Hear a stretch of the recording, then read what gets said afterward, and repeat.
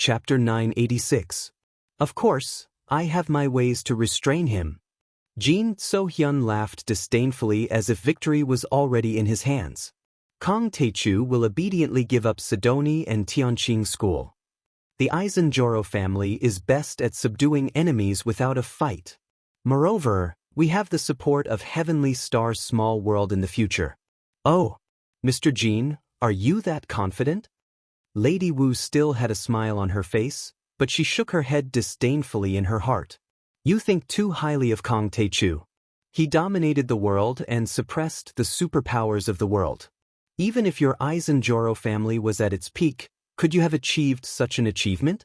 At this moment, his cell phone rang. It was Nailin Li. Jin So-hyun said calmly, "Look, the Nailin family has called. They must have already taken down Kong Taechu." Jin So-hyun laughed and answered the phone. "Mr. Jin, the negotiations have reached a conclusion, and we have arrived in Zhonghai. We would like to report to you in person." "Oh, I'm at the Moon in the Sky building. Lady Wu is also there. Let's listen together." Jin So-hyun wanted to show off in front of Lady Wu. "I think it's better if I report to you alone." Nailin Li seemed to hesitate for a moment. "They're not outsiders. It doesn't matter." Jin So-hyun was full of confidence and laughed casually. After hanging up the phone, Jin So-hyun's blood was boiling. He laughed and said, "Demonis, if we use Sidoni as our base, we should have a 100% chance of dominating the world with reclusive royalty, right? What kind of power would the 9 great royal families have gathered together?" He sipped his tea and said proudly, "If I take down Sidoni, you will live under my roof, respect me as your master, and call me the human emperor. Isn't that what you should do?" The so-called human emperor was the emperor of the East, the emperor of reclusive royalty. It could be said that he was the emperor of emperors, the supreme being. Even the reclusive royalty of Wuxia and the Dragon Protector clan had to listen to him and not disobey him in the slightest. You call yourself the human sovereign? You need the emperor's decree. The martial demon lady was unmoved and mocked him. As far as I know, the human emperor's token has been taken away by the dimensional world. Your Jin family doesn't have it either. I'll get the human emperor's decree sooner or later. Jin So-hyun's eyes flashed with a trace of heat. His gaze was firm as he clenched his fists and snorted coldly. "I've taken down Sidoni and suppressed the entire world. Naturally, my contributions are the highest. Would the immortals give the human emperor's token to others?" They were talking. "Greetings, Prince Jin. Greetings, Patriarch Wu." Nailin Li and his 2 brothers hurried in and bowed respectfully to Jin So-hyun and Lady Wu, as if they were servants meeting their masters. After all, they were only members of the Dragon Protector clan. There was still a big gap between their status and that of the royal family. "Tell me, what's the situation?" Jin So-hyun gently waved his folding fan and said calmly, "Kong Taechu must be flattered and grateful to cooperate with the reclusive royalty." Kong Taechu refused. Nailin Li hesitated for a moment with an embarrassed expression. Then he spoke with difficulty, his voice trembling and interfering. "What?" He refused. Jin So-hyun couldn't believe it. Then he became furious and suddenly slammed the table. The antique sandalwood table immediately shattered. "Old Jin, my table. The antique I bought for millions of yuan is priceless. You have to compensate me." Lady Wu screamed exaggeratedly, but she wasn't surprised at all. Jin So-hyun stood up and paced back and forth like a manic lion. He trembled all over and said, "Kong Taechu actually dared to refuse me? Isn't he afraid of my thunderous anger? This guy is very arrogant. He said that the reclusive royalty's luck is already broken and his strength is too weak. He still dares to call himself an immortal. What the hell?" On the side, Nailin too fanned the flames and said, "Prince, look, he even cut off my arms. They've just been reattached. I don't know if they'll be healed." He pretended to be upset and complained with a bitter face, feeling extremely wronged. He even forced our Nailin clan to worship him as our leader. Otherwise, he'll exterminate our Nailin family. What? Jin So-hyun couldn't believe it. He was so angry that his whole body trembled. He sneered and said, "Your Nalan family is the dignified dragon guardian tribe. Now you're worshipping him. Is Kong Techu a true dragon? Is he the son of heaven?" His handsome face was ashen and gloomy. He said disdainfully, "He's just a mortal who controls a small piece of land and has a few Kunlun slaves as his people. How dare he call himself an immortal and a king in the south? He really doesn't know the immensity of heaven and earth. Ridiculous. Humph, if it weren't for the reclusive royalty, the Holy See and Brahmin would have marched straight into the Great Orthodoxy War. Kong Techu would have been cut into pieces. Our reclusive royalty has helped him so much. Now he's unwilling to give up some benefits. He's narrow-minded and won't be able to achieve anything. What the hell is he? It seems that your Jin family didn't do anything to resist the Holy See and Brahmin," the martial demon lady cursed in her heart, but she didn't say anything. "Isn't that so?" Nalan Li sneered in his heart and echoed, "Cooperating with the reclusive royalty is a once-in-a-lifetime opportunity. It's also Kong Techu's glory. The royal family has a place to show off their strength, and the Tianqing school's power will also grow. It's the best of both worlds. But he's useless. Lady Wu, you've seen how arrogant Kong Techu is. He's shameless." Jin Sohyun's face was ashen, and his eyes were filled with murderous intent. He swung his sleeves and sneered, "Why should we support him with the reclusive royalty? He's trying to get cold feet. Withdraw your troops." Lady Wu still wanted to make peace. Originally, the Wu family didn't take action because of Kong Techu, but for the sake of national righteousness. But at this moment, her cell phone suddenly rang. Lady Wu answered a few words, and her face suddenly changed. Then she hung up the phone and said with a wry smile, "Alas, it's impossible to send troops now." "What's wrong?" Jin So-hyun asked. Thousands of masters gathered by the Holy See and Brahmin broke through the warriors' defense line at the southwest border. "We can't hold on any longer," Lady Wu said with a pale face. Good. Jin So-hyun wasn't shocked, but happy. He gloated, "Kong Techu is now in Wuxia. I'd like to see how Kong Techu can resist these tigers and wolves." "Then Kong Techu?" Nalan Li asked. "Tomorrow, I'll go and meet him. I'd like to see how tough Kong Techu can be." Jin So-hyun snorted with a fierce look. "I'll trample on him and let him know who's the ant. Who's the true son of heaven? Who's the master of the strong in Wuxia?" "Prince Jin, you must be careful." Lady Wu's face changed. She put on her shoes and got off the sofa. She stood up and said seriously, "I heard that Kong Techu is arrogant and unruly. He's fierce and difficult to provoke. Don't provoke Kong Techu's anger. The enemy is right in front of us. We haven't killed many of them, but we're already in chaos. I have my own decision. What did his anger amount to? He can't even withstand a single blow from me. He can only kneel and beg for mercy." Jin Zishuan's eyes were filled with arrogance as he snorted coldly. He was completely unmoved as he swaggered off. Who was he? He was the descendant of the Aizen Joro family. He was the crown prince and the future head of the family. He had connections with the stellar sky domain. No matter how strong Kong Techu was, he was just a commoner. How could he compare to the original royal family? "Wu family head, I'll take my leave." As for Nalan Li and the other two, they followed after him. A smile of schadenfreude appeared at the corners of their mouths. They were so happy that the muscles on their faces were twitching crazily. "Hee, our Nalan family can't deal with you. I don't believe that Jin So-hyun can't suppress you. They have 3 Earth Immortals. They are the authentic reclusive royalty. They have a strong foundation. These 3 are Kong Techu. Oh, Kong Techu. Even if you have cultivation, you've just recovered from your serious injuries. I'm afraid you're not at your peak. At most, you're in the human immortal realm. How could you be a match for 3 Earth Immortals? What's more, Jin So-hyun was the deputy head of the Reclusive Royalty Alliance.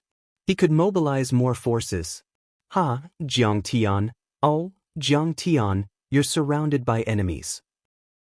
The Holy See, the Brahmin, and Wuxia's reclusive royalty. Who could withstand it? Your time of death has come. Nalan Li and the other 2 brothers didn't say a word. However, deep in their eyes, there was a sharp and cold killing intent. How dare you slap my face? How dare you trample on the dragon protection lineage? This time, I'll make you regret it. I'll make you cry and kneel before me.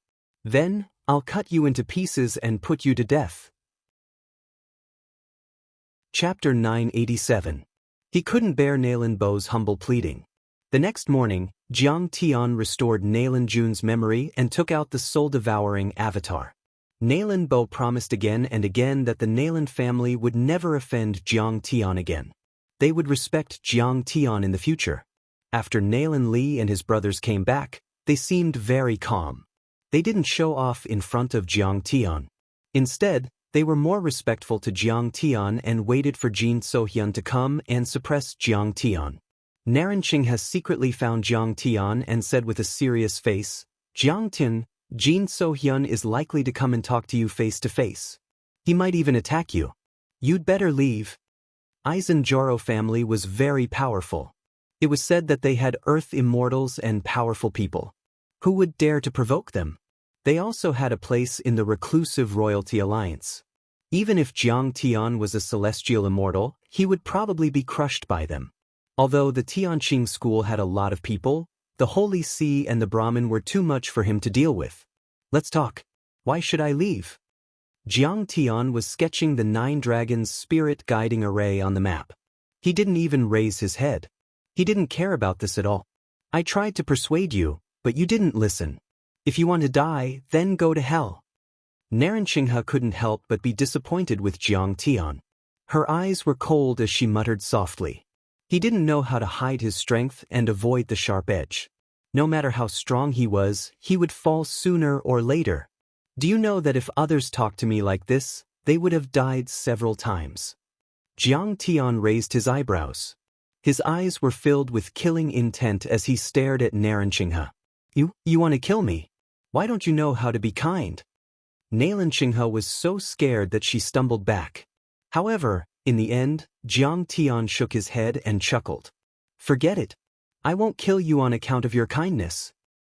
I have good intentions, but you want to kill me. It seems that I shouldn't be on your side." Narenqinghe is full of resentment.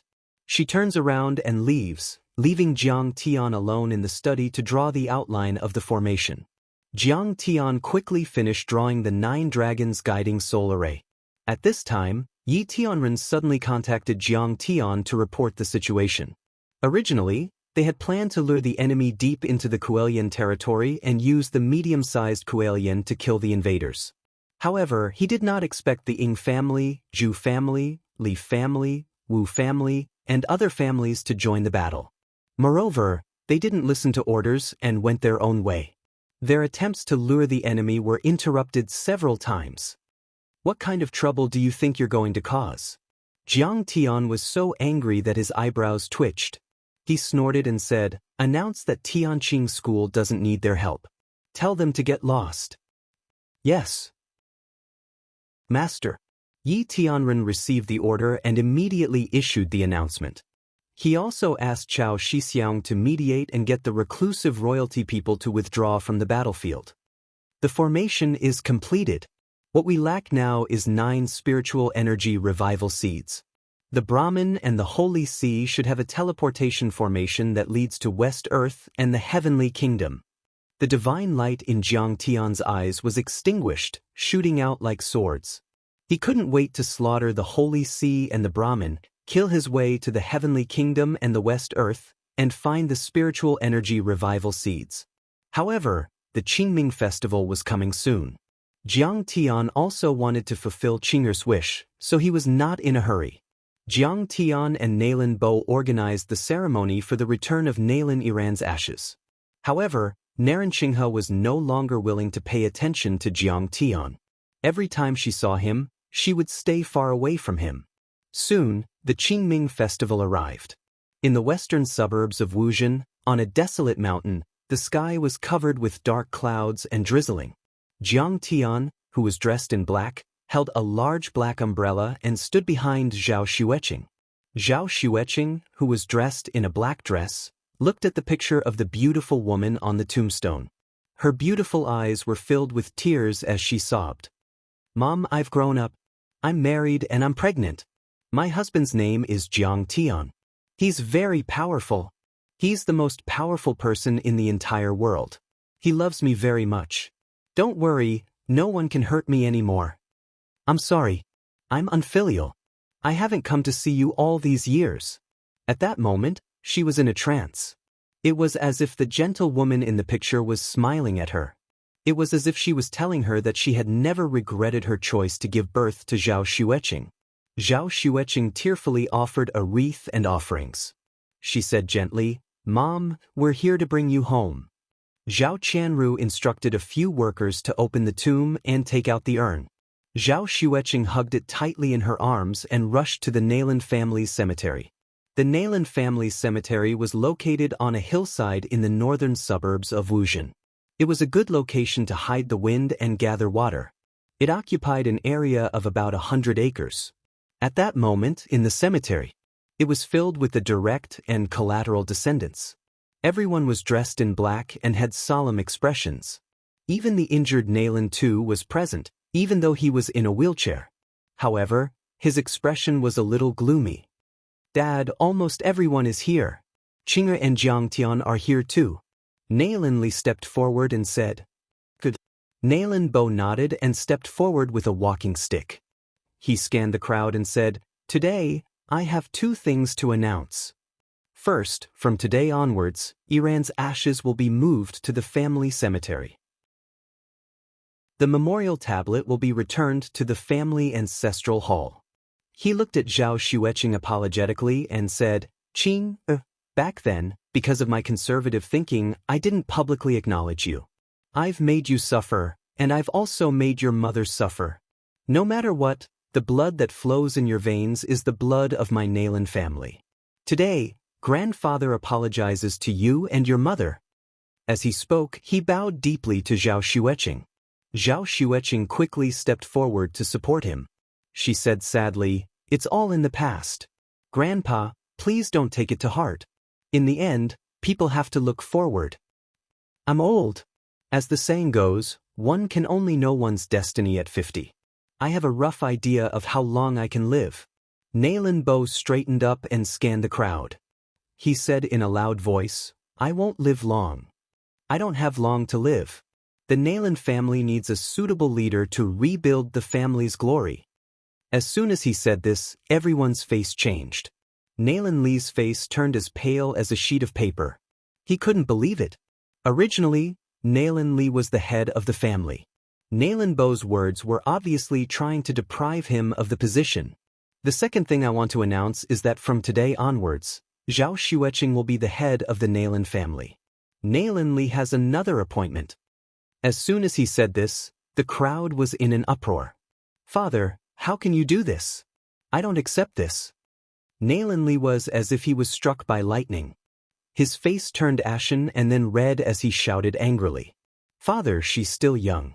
Can she take on such a big responsibility?" Li Roshi glared viciously at Zhao Xueqing and screamed threateningly, "Zhao Xueqing, do you dare to take on this position? I'm afraid you won't be able to hold it. Father, if you're so biased towards this evil creature, we'll leave the Nailan family immediately. We'll break off our relationship." Nailan Tu's face was full of jealousy.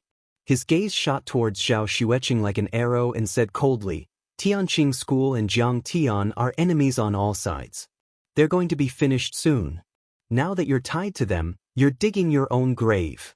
A married person is like water that has been poured out. She's just a granddaughter. How can she take on such a heavy responsibility?" Nailan Qinghe was so angry that she almost went crazy. She didn't care about her bearing and danced with joy as she shouted hysterically. Originally, they didn't want to fall out with Jiang Tian and his wife. They were quite afraid. But at this moment, when it came to their fundamental interests, they couldn't stand it anymore. Zhao Xueqing was also shocked. She quickly said, "Grandfather, my ability is limited. I'm afraid I don't have the energy and time to manage the Nailan family." One of Nailan Bo's clan brothers stepped forward and said earnestly, "Brother, our Nailan family has never had a precedent of a woman taking on the role of the head of the family." It's definitely not a good thing for a hen to take over the morning. What era are we living in? Women can hold up half the sky.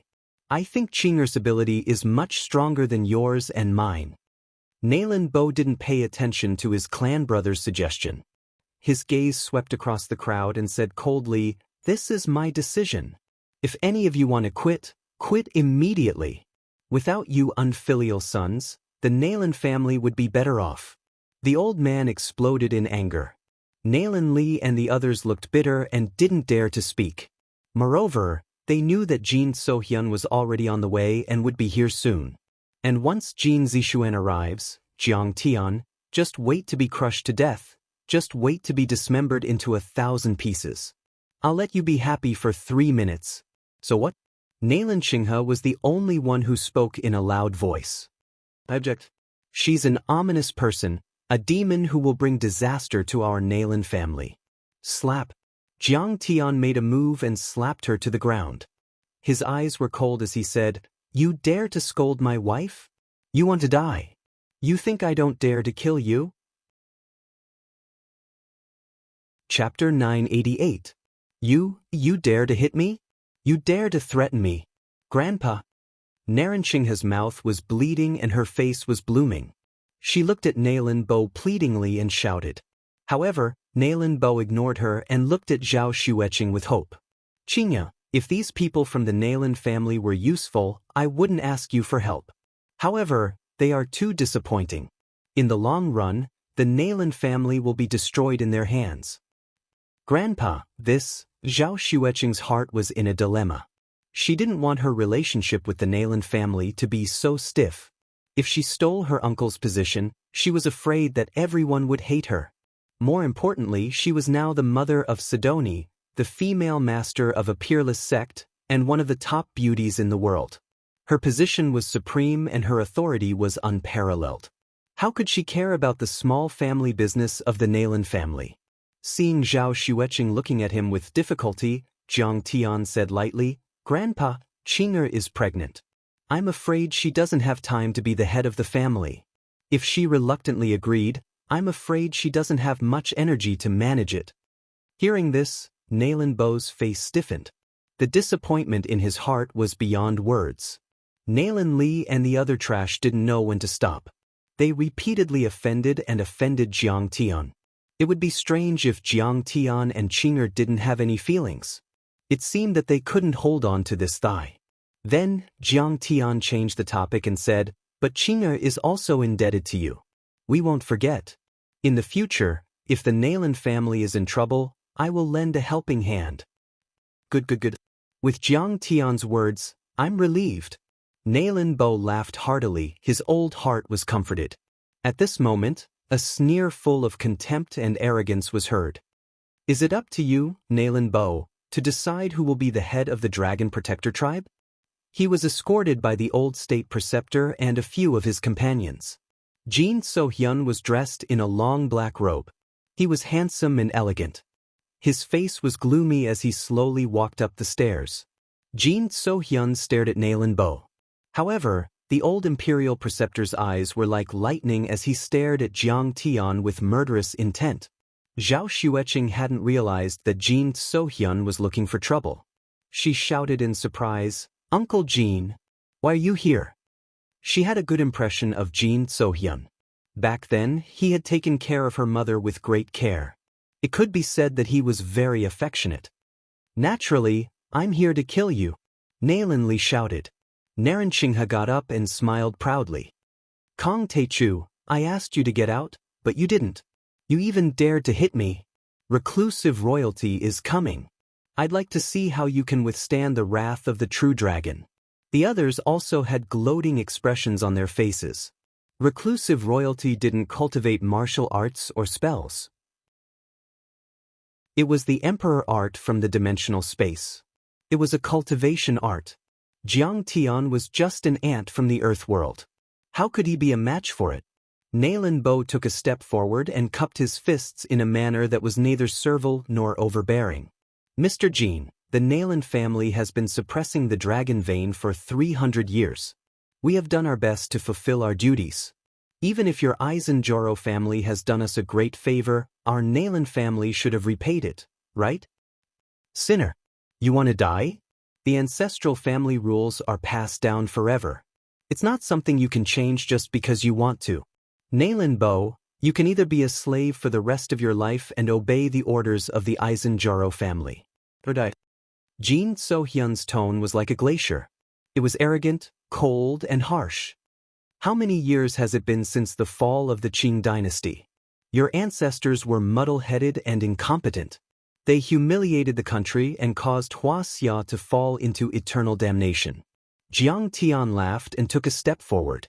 He looked at Jin Zishuan with a face full of sarcasm and sneered, "Now you're talking about your ancestors and putting on airs. You're calling yourself a king in the south. You're shameless. I've never seen such a shameless person. You're Kong Teichu."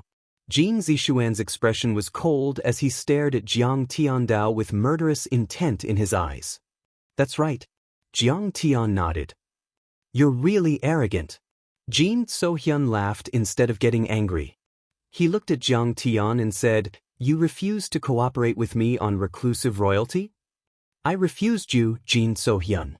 I have no problem with cooperating with reclusive royalty, but you have to listen to my orders." Jiang Tian smiled faintly. "But you, Jin So-hyun, want to snatch Kong Teichu's dojo? Do you think I'm a 3-year-old child?" Jin So-hyun's eyes flashed with anger. He said coldly, "Kong Teichu, do you know that you're in big trouble now? You're fierce and murderous. You've caused bloodshed and made people angry. The Holy See and the Brahmin want to kill you. So what?" Jiang Tian swung his sleeves and sneered. "I've never said that I'm a good person. However, I'm still better than your Isenjoro's ancestors who were humiliated by foreign enemies and had to beg for mercy like a pet dog. Their lives were ruined and the people had no way to make a living. The foreigners are happy, but the people are in trouble. To Europe, America, and Japan, I want to be a lion and a fierce tiger. But I'm better than your ancestors who were like docile sheep waiting to be slaughtered. I'm paying reclusive royalty to stop the Holy See and the Brahmin for you. That's your attitude." Jin So-hyun was furious and shouted, "Do you know that we've been cleaning up after you, Kong Teichu? If it weren't for us, Kong Teichu would have been slaughtered." Like a noble descendant of the heavens, he spoke loftily. "Do you think I want to care about you? I'm only helping you because of Qing'er's mother." He looked down at Jiang Tian as if he was looking down at an ant, his face full of disdain as he snorted coldly. "Now, if you agree to my original request, I'll use the reclusive royalty to help you get rid of this disaster. This is my ultimatum and also your last chance. Don't make a mistake. Jin So-hyun, what do I have to do with your reclusive royalty? Do I need your help? You think too highly of yourself." It would have been better if he didn't mention this. Now that he did, Jiang Tian was a little angry. "Tianqing School has already announced that we don't need your help. Are you deaf?" Originally, Tianqing School and Huaxia Long Formation had already arrived at the southwest border with the mobile Kuelian. They had opened their pockets, waiting for the Holy See and Brahmin to enter and blast them to ashes. However, the reclusive royalty went there to stop them. Tianqing School and Huaxia Long Formation waited for a long time, but to no avail. After all, the reclusive royalty and them were locked in a fierce battle. You can't kill the reclusive royalty along with them. After all, they were also from Huaxia. "Kongju, I'll give you one last chance." Seeing that Jiang Tian was stubborn, Jin So-hyun was so angry that his face turned ashen. He trembled all over and shouted loudly, "Kneel down and kowtow to me immediately. Otherwise, I'll make sure you die a horrible death." "Ah, make me kneel. You're courting death." Jiang Tian snorted coldly. He extended his jade-white palm and slapped down leisurely. Boom! Within a 3-kilometer radius, the world shook. A golden true essence palm of 7th metal suddenly fell. The golden giant palm pressed down on Jin So-hyun like a mountain, trying to make him kneel. "How dare you!" Jin Zishuan let out a tiger-like roar. His robe began to billow, and imperial qi began to emanate from him. A black dragon-like aura began to appear behind his back. It traveled along his spine and rushed to the top of his head, as if it wanted to soar up into the sky. He used to practice the Black Dragon Emperor art, which came from the Tianxing boundary and was also a cultivation art. In addition, he was half an immortal state warrior and his combat power was not much weaker than an ordinary Earth-level deity. That was why he dared to provoke Jiang Tian so recklessly. Black Dragon out. Open! He shouted. The Black Dragon Emperor Qi surged and became more than 10 meters tall, trying to break through the restriction formation. But what was unexpected was that the Black Dragon Emperor Qi only lasted for half a second before it was shattered together with the astral wind. Immediately after, an unstoppable force descended from the sky. The golden giant palm crushed the Black Dragon Emperor Qi effortlessly. With a bang, he fell to the ground and kowtowed. Jin So-hyun was defeated with one palm. How is that possible? The people of the Nalin family were shocked. The Jin clan and many other royal clans cultivated the region art. Even if Jin Zixuan was facing an earthly immortal realm expert, he would still be able to deal with them easily. But now, he was actually suppressed by Jiang Tian with a single strike. Kong Techu, how dare you force me to kneel? Jin So-hyun couldn't accept it and shouted angrily. Jin So-hyun was a member of the royal family and had a noble bloodline. But now, he was forced to kneel by Jiang Tian. This was a great humiliation. It was worse than killing him. Peasant? I dare you to call me that again. Jiang Tian pulled him up. Smash. Blood spurted out from the corner of his mouth and a few of his teeth flew out. Kongtu, kill me if you have the guts. Otherwise, the Aizen-Joro family will kill you. Jin So-hyun shouted angrily. Do you think I won't kill you? As you wish. Jiang Tian's purple eyes flashed and he was about to kill him. Chapter 989. Jiang Tun, forget it. Zhao Xueqing couldn't stand it anymore. She stepped forward and said, no matter what, he has taken care of my mother. Reclusive royalty? Crown prince? He's just an ant that I can crush with ease. I'll give you one last chance. Don't be so reckless. Jiang Tian cracked a smile and shook his right arm. Jin So-hyun fell behind the Grand Master like a dead dog. The white-haired old man helped Jin So-hyun up and then slowly approached Jiang Tian. Kong Techu, you are indeed arrogant. Today, let me see what you can do. Jiang Tian said coldly, the last Grand Master of the Qing dynasty, the former sect master of the Kongtong sect, Fan Qilong. That's me. The old Grand Master didn't stop as his murderous aura surged. I heard that you were more powerful than Situ Shao in the late Qing dynasty. You have mastered the snake saliva wind chasing claw. You reached the immortal state in your 30s and were known as the most powerful cultivator in Wuxia. Now that you are 300 years old, you should be an earth-level deity. Jiang Tian asked again. My past glory is not worth mentioning. Fan Qilong's voice was hoarse, but his murderous aura was still thick. You're quite modest. Jiang Tian said with a smile. I don't want to mention my past glory because I want to return to the Jianghu and kill you, the most powerful cultivator in the world. I want to defeat the Holy Sea and Brahmin and return to the top of this planet. Fan Qilong continued to walk forward. His eyes were cold and his crooked fingernails trembled slightly. Forget it, old man. I don't want to fight with you. You are 300 years old and your blood is drying up. Even if I don't kill you, you won't live for long. Jiang Tian mocked. Kill him, Grand Master. Then take down the Tianqing school and rule over Sidoni. Jin So-hyun had been humiliated time and time again. He hated Jiang Tian to the bone and lost his patience. He had absolute confidence in Fan Qilong. Fan Qilong is the trump card of the Aizen-Joro family. Kong Techu is no match for him. Seeing the state preceptor make a move, Nalin Li, Naran Qingha, Nalin Tu, and the others' dejection and fear were swept away. Their faces became very excited, as if Jiang Tian was dead for sure. One had to know that Fan Qilong was the sect leader of Kongdong. Back then, he was an existence that could compete with the Kunlun sect and the Qingqing sect. At the end of the Qing dynasty, Fan Qilong, as the country's imperial teacher, was invincible. Back when the Empress Dowager was chased out of the imperial city by the Eight-Nation Alliance, other than head eunuch Li Lianying, he was her bodyguard. He had once killed thousands of pursuers with a single strike of his sword and fought against a king sage of the Holy See. Even the Iha fist was taught by him. It was said that his disciples were good at divine fighting. They could make hand seals and chant spells to invite the gods into their bodies. They could withstand bullets and were not afraid of artillery fire. Jin Sohyun's martial arts were also taught by him. He was a real earth immortal powerhouse. Even if you call yourself a divine immortal, I'm afraid you don't live up to your name. After all, you are only in your 30s. Your cultivation is shallow and your combat experience is insufficient.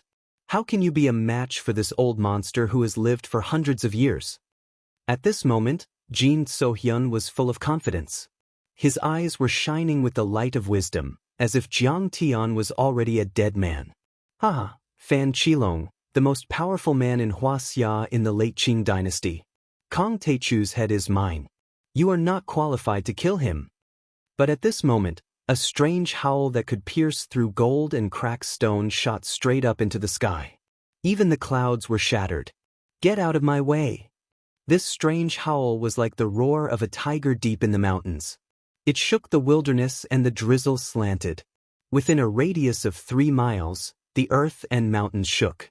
Everyone from the Nailan family was shaken to the point that they staggered back. They were dizzy, and their hearts were filled with disgust as they vomited. Even Nailan Li and Jin Sohyun, who were half a step away from the immortal state, couldn't bear it. Their faces were pale. Clang. Suddenly, rocks flew and mud arrows burst out. A deep pit with a radius of 5 or 6 meters was formed on the marble floor. Billowing waves of air pushed out. The momentum was terrifying. Everyone in the Nailan family was shaken to the point that they were thrown off their feet. Their eyes were filled with fear. A majestic figure, like a meteorite falling from the sky, fell heavily on the ground. In the billowing smoke and flames, bang!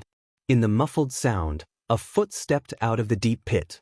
The foot was wearing a pair of metal boots covered with mysterious runes. It was like an immortal treasure medal. As soon as that foot appeared, the aura of the entire cemetery grew sluggish. A sinister coldness enveloped the entire area, and a violent pressure surged out in all directions.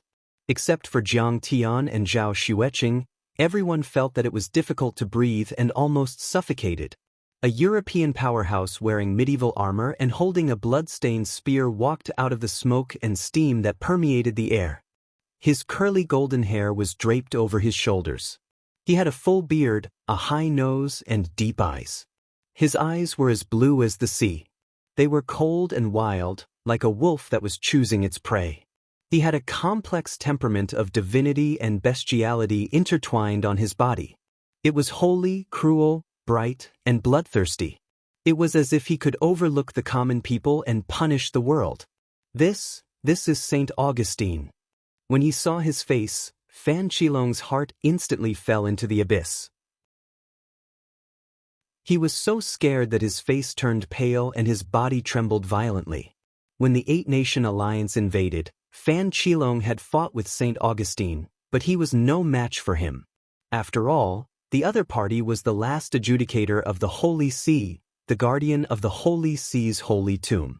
His combat strength was that of a genuine Saint King. His saint arts were omnipotent, and his spear was unpredictable. It's him! Jin Sohyun's expression changed drastically. He looked at Saint Augustine in horror. Nailan Li and the others were so scared that their expressions changed drastically. Cold sweat broke out instantly. State Preceptor Fan, I heard that you want to defeat the Holy See and ascend to the throne of the world's strongest? Why don't you go through me first? Saint Augustine's eyes were arrogant. He walked over with steady steps, making muffled thuds. The armor on his body rubbed against each other, making the sound of metal clashing. His Chinese was very pure and even had a Beijing accent. Powerful people like him used to roam the world, challenging and killing everywhere. They could almost master all kinds of languages. Old man, I don't dare. Fan Qilong panicked, his eyes filled with fear. He cowered like a little white rabbit in front of a ferocious tiger. He staggered back step by step. What he said just now was just a bluff at the start of the battle. How would he dare to fight the Roman Curia to the death? If he had the guts and the ability, the Empress Dowager wouldn't have been chased by the Holy See back then. Huh, you want to admit defeat? What a coward. Then kneel down and submit to the Holy See. St. Augustine stood still with his spear in his hands. He looked at Fan Qilong in disdain, then glanced at Jin So-hyun and laughed. Are you a descendant of the decadent Qing dynasty royal family? Ridiculous yellow monkey, weak chicken. Kneel down too. Jin So-hyun was tongue-tied, but he didn't dare to speak. He shivered in fear as if he had fallen into an ice cellar. His face was pale. Since he could remember, his father and brother had instilled in him the power of the West, not only strong ships and cannons, but also holy spells and magic. When he was 10 years old, he once bumped into a Caucasian student on the street. That Caucasian student scolded him, "Ridiculous yellow monkey, weak chicken, kneel down." He gave him a few slaps. When his father, Jin Lanxiong, found out, not only did he not help him, he even forced him to kneel down and whipped him. He was almost beaten to death. Since then, he had a deep psychological shadow. Even when he saw the face of a European, even if it was just an ordinary person, he would feel a little scared. This fear had become a kind of thinking habit, deeply implanted in his brain. Not to mention that he was facing a real holy king. St. Augustine, don't be overbearing and bully the weak. Our Wuxia is the celestial empire, a country of etiquette. We have always convinced people with reason, we don't want to fight with you. I'm not afraid of you. Fan Qilong's body shivered, but he still mustered up his courage and shouted at the top of his lungs. He even had a sobbing tone, as if he was a resentful woman who was bullied. Jiang Tian lightly shook his head, his heart filled with sorrow. This is the state teacher of a country, yet he is so cowardly and fearful of the enemy. So what if I bully you and humiliate you? You want to convince people with reason? What a joke. The weak don't have the right to reason with the strong. St. Augustine looked at Fan Qilong as if he was looking at a fool and said mockingly, I'll give you 3 seconds to consider. Either kneel down and submit to the Holy See, or die. Chapter 990. 3, 2, 1. He did not give Fan Qilong any time to think and attacked in the blink of an eye. Clang. His right foot stomped on the ground and the marble floor exploded. He leaped into the air like a ferocious tiger and charged towards Fan Qilong like a cannonball in the sky. Saint Ogu, you're such a bully. Fan Qilong had nowhere to retreat. He roared and clawed at Saint Ogu with both hands. Black mist filled his hands and a foul stench filled the air. The black mist condensed into shadows of venomous snakes that flickered in and out. His curved nails turned pitch black and shone with a chilling light as he clawed at Saint Ogu. Boom! When the two of them collided, it was as if thunder had exploded. A bolt of lightning appeared out of nowhere and the entire Wu town could hear the deafening explosion. The drizzle instantly turned into white steam. The dark clouds seemed to have been blown away by the gods, revealing the blue sky and the bright sunlight. However, Fan Qilong was sent flying over 100 meters away by Saint Ogu's spear. Fan Qilong fell into the mud like a dead dog. His clothes were torn and tattered, hanging on his body like rags, revealing skin full of age spots. His bright and smooth braids were also messed up. His hair was disheveled, and his face was covered in dirt. Where was his original lofty and unrivaled charm? The whole place was dead silent. The Grand Tutor, lost so miserably. Jin So-hyun and the Nayland family were terrified. They shivered as if they had fallen into an ice cellar. Broken, my hands are broken, Fan Qilong screamed. His hands were stained with blood. His skin was torn, his tendons were broken, and his nails were all shattered. He was best at martial arts with his hands. However, he was defeated in a second. He might not be able to use his cultivation anymore. What? The Grand Tutor lost in one move? Nayland Li and the rest were so shocked that their faces turned pale. They could not believe it. In their hearts, The Grand Tutor was like a god. Grand Tutor Fan Qilong was defeated by this person before. Nailan Bo was not surprised. He shook his head and sighed. Jin So-hyun, are you still not going to kneel down? People of a fallen country, it is your honor to submit to the Holy See. Or let me twist your head off.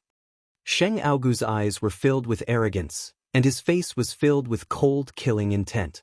Jin So-hyun was so scared that his legs turned to jelly. He staggered backward, just like his ancestors. This old man will fight it out with you. Fan Qilong roared, exerting all his strength, and rushed towards Saint Ogu like a black gust of wind. Although this kind of person was sinister and vicious, there was one thing about him. He was loyal and devoted to his master. As a vassal, the monarch worries about the vassal and the vassal works hard. When the monarch is humiliated, the vassal dies. He had no choice but to fight regardless of life and death. However, Saint Augustus's hand reached out and a ray of holy light shot out, directly grabbing Fan Qilong. A large hand that was like an iron clamp tightly grabbed his throat and lifted him up like an eagle grabbing a chick. And remember, in front of me you, Fan Qilong, are just a weak ant. Saint Augustus grinned and then smashed Fan Qilong to the ground like a rag. Rumble. Another big hole appeared on the marble floor. Fan Qilong screamed. His face was pale and gloomy as he spurted out a mouthful of blood. Grand Tutor of the Qing dynasty? Unfortunately, you're too weak. Saint Augustus's face was full of mockery. He raised his right foot and stomped down. Crack. Fan Qilong's sternum was broken. Blood spurted out like an arrow. Fan Qilong's chest was pierced through by his foot. However, Fan Qilong did not die. After all, he was an earth immortal powerhouse with vigorous vitality. His pupils were dilated like a fish out of water. He opened his mouth and gasped for breath, spurting out blood. The #1 powerhouse of the Qing dynasty in Wuxia is too weak. Saint Augustus chuckled and stomped on Fan Qilong's head again. Bang! Fan Qilong's head exploded like a fragile watermelon. Red and white matter splattered in all directions. His braids were also sent flying far away. Oh my God! Feeling his face burning, Jin So-hyun reached out his hand and touched a round eyeball. He was so scared that his knees went soft and his whole body twitched. He almost knelt on the ground. This is the former #1 powerhouse of Wuxia, a trashy existence. Saint Augustus looked up and laughed complacently. Okay, people of the Qing dynasty, Nailan family of the Dragon Protector bloodline, I'm too lazy to make a move. All of you kneel down and submit to me. Pledge your loyalty to the Holy See and sincerely atone for your sins. You have no faith and are all guilty. Dead silence. The whole place was dead silent. Anger, but it was a silent, suppressed anger.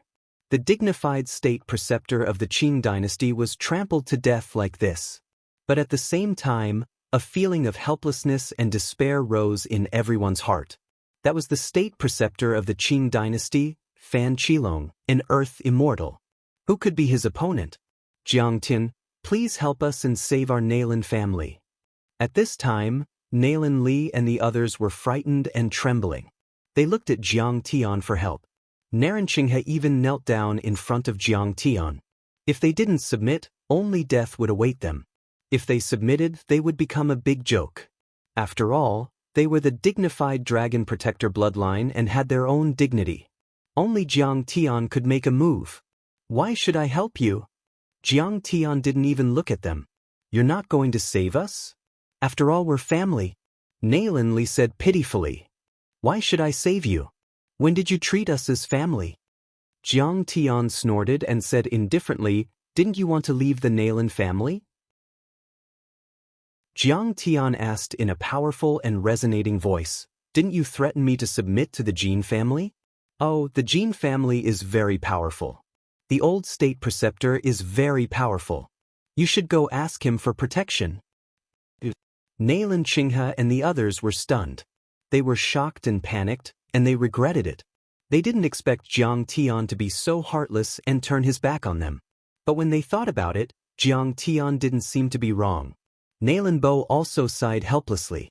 These children had offended Jiang Tian yesterday and spoke rudely today. How could they blame Jiang Tian? Narenqinghe and the others finally couldn't bear the pressure and knelt down in front of St. Augustine. What are you doing? Where's the dignity of the dragon protector bloodline? Are you trying to anger me to death? Nailan Bo didn't expect his grandchildren to be so disappointing. Grandpa, saving our lives is more important. If we lose our lives, what dignity is there to talk about? Narenqinghe said with a frown. Nailan Bo still wanted to say something. Suddenly, anger, unwillingness, humiliation, and many other complex emotions flashed across Jin So-hyun's face. But in the end, he knelt down and even kowtowed to beg for mercy. Dad, you're right. The imperial family's fortune is broken and the true dragon is gone. What dragon are we protecting? What dignity is there to talk about? Nailan Li chuckled and kowtowed to St. Augustine without any shame. Everyone else followed suit. For a moment, everyone present was kneeling. Only Jiang Tian, his wife, and Nailan Bo were left standing there. Seeing this, Nailan Bo's face was dejected and miserable. He laughed crazily and said, "If people don't fear death, why should they fear death?" His eyes were filled with sorrow and despair. The great Qing's destruction was already destined. What broken fortune, destroyed dragon veins, it's all nonsense. It's all because of one thing: rotten, muddle-headed, soft, cowardly, too disappointing. Even the dignified reclusive royalty is kneeling to me. How satisfying. Seeing this, St. Augustine was overjoyed and laughed arrogantly. No wonder you Wuxia people are called the sick men of East Asia.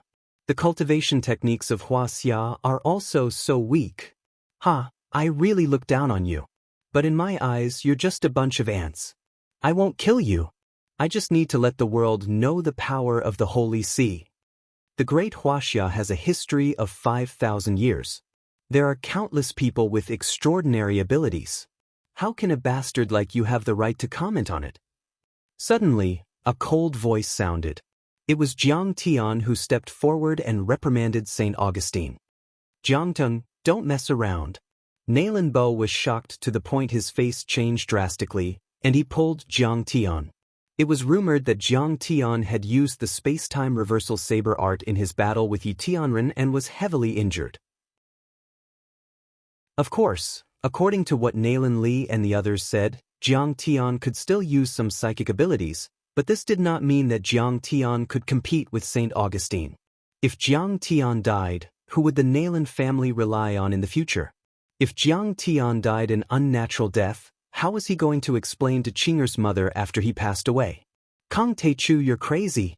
Kneel down and admit defeat." Jin So-hyun also turned his head and reprimanded. His eyes looked like they could eat people. Everyone was kneeling down and submitting, enduring humiliation in exchange for a chance to live. But with St. Augustine's murderous personality, he would definitely be enraged. Not only would he kill Jiang Tian, he might even kill everyone present. "Kang Taechu, are you crazy? We begged you just now and you didn't help. Now that the Westerners have agreed to let us go, you're meddling in other people's business." Nailan too and the others roared. Narenqinghe and the others turned pale as they hesitated whether to pull Jiang Tian back or not. Chapter 991. Kang Taechu, I didn't expect you to provoke me after I killed Fan Qilong. St. Augu's bloodthirsty gaze had already landed on Jiang Tian, as he laughed sinisterly. "But you really deserve to die. You called yourself Tai Chu and pretended to be a prophet and a god. You kept provoking the Holy See. I wanted to spare your life, but you dared to provoke me again. Then, don't blame me for slaughtering my way to your Tianqing sect after killing you. I'll use this as a warning to the world that the Holy See is the most powerful orthodoxy on earth and cannot be offended." St. Augu said with the arrogance of dominating the world and punishing all living beings. He was the last adjudicator of the Holy See. He was in charge of criminal law and had burned many scientists and heretics to death. His hands were stained with blood, and there were tens of thousands of vengeful souls under his command. Even many immortal state warriors, blood ancestors, and wolf ancestors had to retreat when they saw him. he said with a sneer. I heard that you've lost some power. I won't bully you. How about I only use one hand? He put his left hand behind his back and held the spear with his right hand. He said with disdain, I only need one hand. I can crush you into a pulp in one move. Under St. Augu's murderous gaze, Nayland Li and the others felt as if they had fallen into an ice cellar. They didn't even dare to move a finger. He was so terrified that he could only run as far as he could, away from Jiang Tian, the god of plague, and cut off all ties with him. In an instant, everyone retreated and scattered in all directions. Naran Qinghe shouted, St. Augu, please. Lord Sheng Aogu, please investigate thoroughly. Jiang Taichu has nothing to do with my Nayland family. Please don't take your anger out on the Nayland family. Only Nayland Bo stood with Jiang Tian and his wife. He was so angry that he beat his chest and stomped his feet. He shouted, You bastards! You have no humanity and no guts. How can the Nayland family give birth to scum like you? Let's attack together and we might have a chance to defeat him. A young girl, who looked to be less than 20 years old and was wearing a leather jacket, rushed over with a pistol in her hand and shouted loudly, You're in trouble. St. Augu, how dare you commit crimes in Wuxia? I won't let you go. Achoo! Zhao Xueqing shouted softly. This girl was called Nayland Chu. She was the granddaughter of Nayland Bo and his concubine. She didn't have a high status in the family, but she treated Qinghe well and had always treated her like her own sister. Perhaps she didn't like the atmosphere of a feudal family, so she left the family a long time ago. For the past few days, she had been pursuing St. Augustine. Today, she had taken a day off to rush back to see her cousin. However, he didn't expect to bump into St. Augu the moment he arrived at the family graveyard. Cousin, brother-in-law. Nayland Chu didn't know the strength of Jiang Tian and his wife. Although she was trembling with nervousness, she still stood in front of them. Pointing his spear at St. Augustine, he shouted loudly, Let's go! St. Augu, Nayland Chu, an investigator of our country's security division, orders you to surrender immediately. Jiang Tian couldn't help but laugh. He didn't expect that the one who dared to stand out from the Nayland family was a little girl. Achoo, hurry up and leave. You don't know how terrifying this person is. Nayland Bo stomped his feet anxiously and pushed Jiang Tian, shouting, Grandpa has let you down. I've caused trouble for you. Run as far as you can. As long as there's life, there's hope. Jiang Tian took a step forward, his face calm and unhurried, and said lightly, He killed a few of my men, Zhou Zhenghao and Zhuzimu. I have to avenge them. He pried away Nayland Bo's withered twig-like hands that were tightly gripping his sleeves. He strode over to St. Augustus and said with a cold gaze, Don't worry. Also, he humiliated Wuxia. As a descendant of Yan and Huang, I have to teach him a lesson. St. Augu, I only need a finger to kill you today. As for you, please use your full strength. Nayland Bo was left in place, shaking his head and sighing. He stomped his feet and his eyes suddenly turned red. He had the urge to cry. Nayland Li and the others must have repeatedly humiliated and disrespected Jiang Tian, forcing him to hand over Sidoni.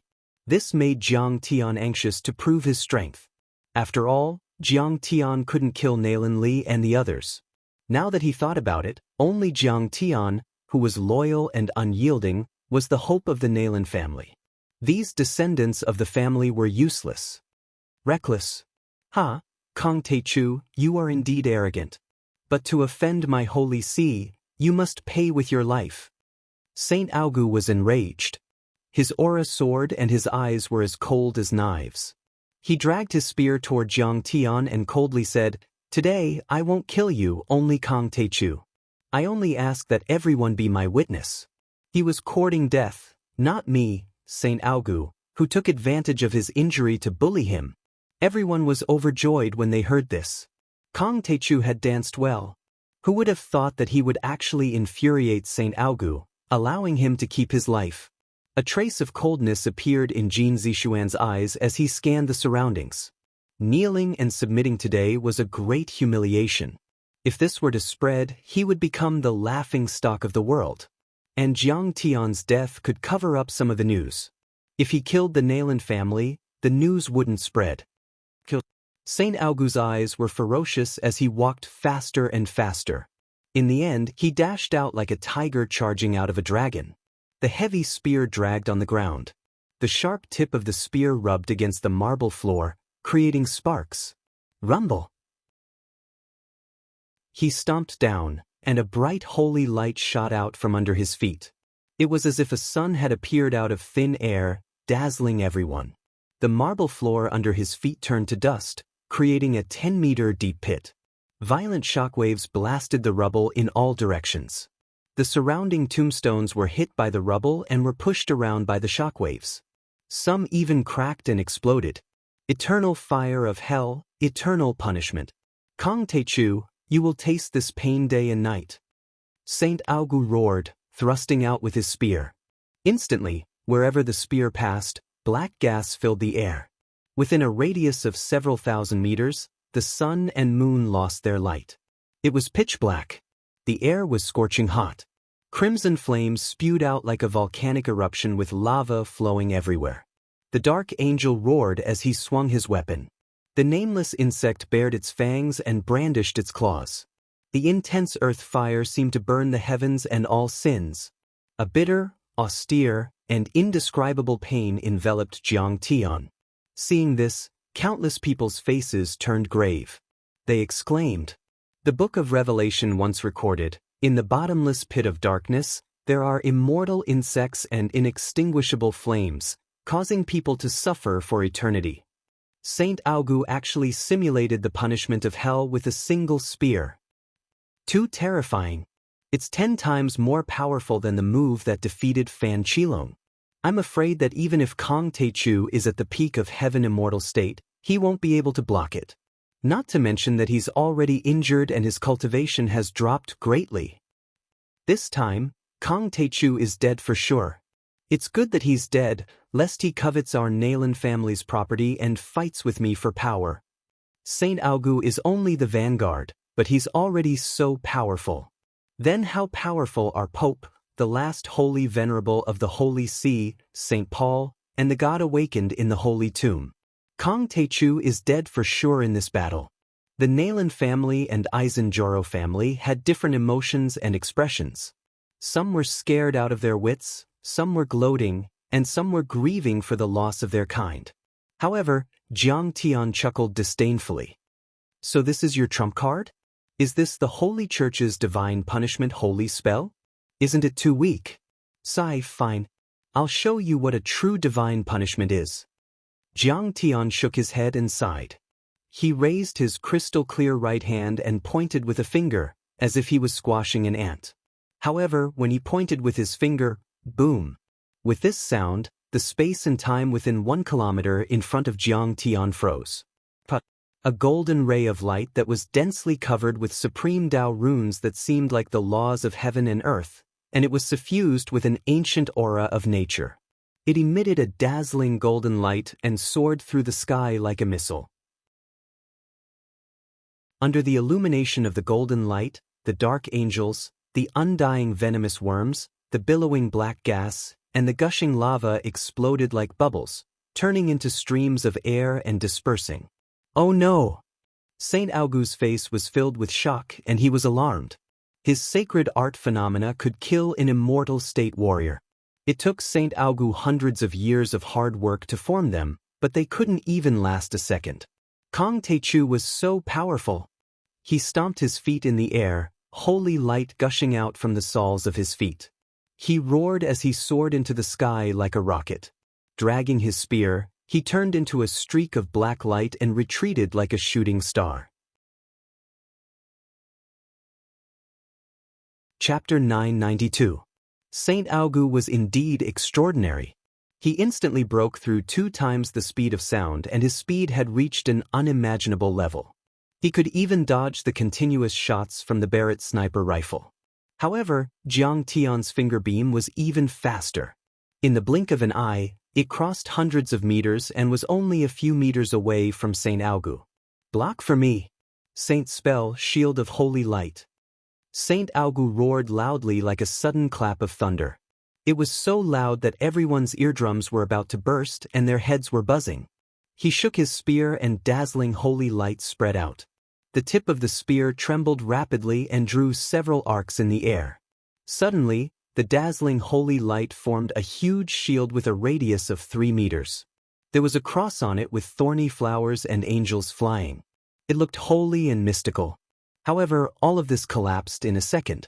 The finger beam shattered the shield of holy light and hit the tip of the spear. Crack! A shocking crack quickly spread from the tip of the spear along the shaft of the spear. The entire spear exploded inch by inch in the blink of an eye and flew in the air like pieces of paper. Saint Augu's body shook violently and his hands were stained with blood. He was so scared that his soul almost left his body. He roared, "Holy light speed," and was about to use a secret technique to escape. However, it was already too late. The Gungjin finger beam increased in speed and tapped his chest, breaking through layers of holy light defense and armor. It pierced through his chest and flew back. Saint Augu's body, which could withstand the barrage of cannons and wasn't afraid of the cluster missiles, exploded in the air, turning into a rain of sparkling flesh that rained down. Boom! The shockwave didn't stop, and a mountain with a radius of 1 mile was razed to the ground. Jiang Tian's finger beam broke the Hell God's punishment, broke the shield of holy light, shattered the spear, and finally killed the last adjudicator elder of the Holy See Adjudication Institute, Saint Augu. The entire place was dead silent, not a single sound could be heard. No one had expected such an outcome. All the members of the Nalin family were shocked and no one dared to speak. From Saint Augu's arrival to Jiang Tian's finger beam killing him, only a few minutes had passed. However, everyone's mood was like riding a roller coaster, going up and down, turning the world upside down. Whether it was Saint Augu's unparalleled might that defeated Fan Qilong with one spear or Jiang Tian's finger that swept across the sky, they were all deeply shocked. Was this still the power of a human?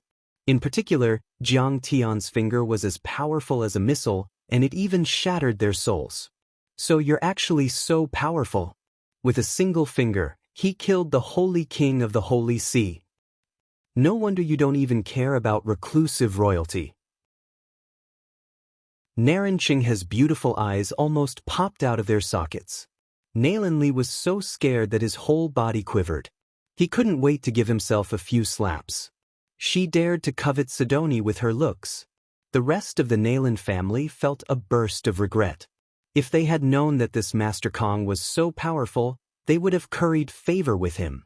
Jin Sohyun's body went limp, and he collapsed to the ground, his heart filled with despair. This Kong Taechu was really too strong. He had offended him, and it would be difficult for him to survive today. Only Nalin Bo's face was filled with ecstasy. He raised his eyebrows and laughed loudly, as if he had found a big gold ingot. Decades of pent-up anger were swept away. It seemed that the strength of this grandson-in-law of his was even stronger than he had imagined. Even the powerhouses of the Holy See could not withstand a single blow. With this kind of strength, does your Jin family still want to enslave our Nalin family? You'll be scared to death. Cousin, who is your husband? Why is he so powerful? Nalin Chu held Zhao Xueqing's hands and looked at Jiang Tian with shock and worship, as if she was looking at a real god. He is called Jiang Tian, and his other name is Kong Taechu. Zhao Xueqing said softly. It's him. Oh my god. He is my idol. Sister, your husband is really awesome. You're so lucky. Nalin Chu's beautiful eyes almost popped out of their sockets. They were filled with shock and surprise, as well as deep envy for Zhao Xueqing. Zhao Xueqing touched her big belly, and a smile appeared at the corner of her mouth. Deep in the depths of her eyes was a strong sense of pride. So this is my husband, my invincible and omnipotent husband. Only Jiang Tian stood with his hands behind his back. His face was calm, and he was neither sad nor happy. To others, the Holy See was one of the strongest orthodoxies in the world, but to Jiang Tian, it was not worth mentioning at all. In the eyes of everyone, Saint Ogu was the tomb keeper of the Holy Tomb, the last adjudicator of the Holy See, and a sage king-level powerhouse with a lifespan of hundreds of years. But to Jiang Tian, it was just a bug that Jiang Tian could squash to death with one finger. Jiang Tian could even crush the golden core powerhouses of the heavenly star small world. He had once killed 600 exalted immortals with one sword. Who on earth could stop him? A Sage King's strength was only equivalent to the early stage of Foundation establishment. To Jiang Tian, it was nothing at all. Master Kong, you are the true dragon of the 9 heavens. By the will of heaven, the Aizen family is willing to honor you. Jin Sohyun's face was pale. He moved his knees and crawled to Jiang Tian, wagging his tail and begging for mercy. Let Master Kong know that I am the deputy chief of the Reclusive Royalty Alliance.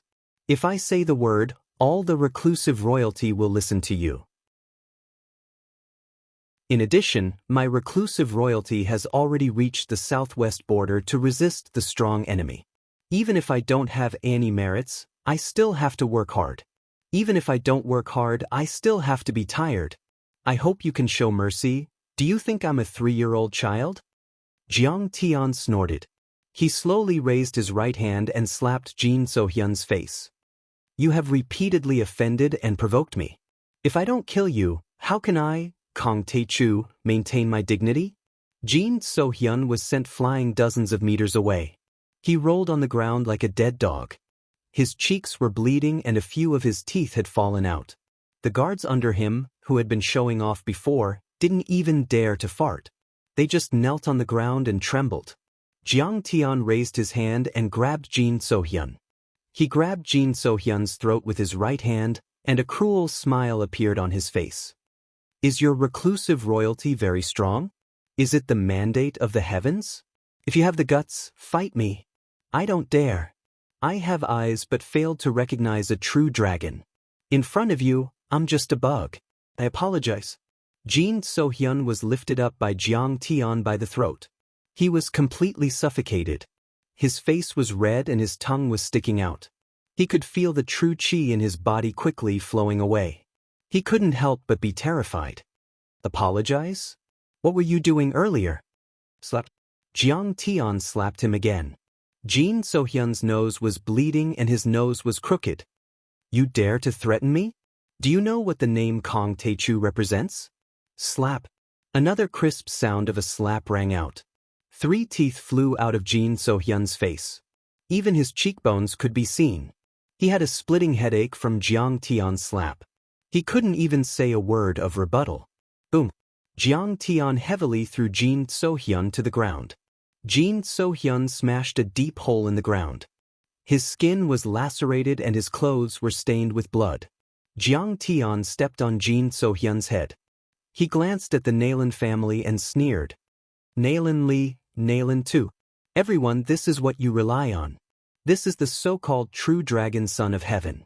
Isn't he too weak? Isn't he disappointing me too much? Jiangdan, no, Master Kong, this is all a misunderstanding. Nailan Li and his brothers were scared out of their wits. They kept quiet out of fear and didn't dare to make a sound. Naran Xinghe almost peed in her pants. When I lost my cultivation and had this trash as my backer, you dare to bully me? Jiang Tian kicked Jin Sohyun until he rolled on the ground like a football.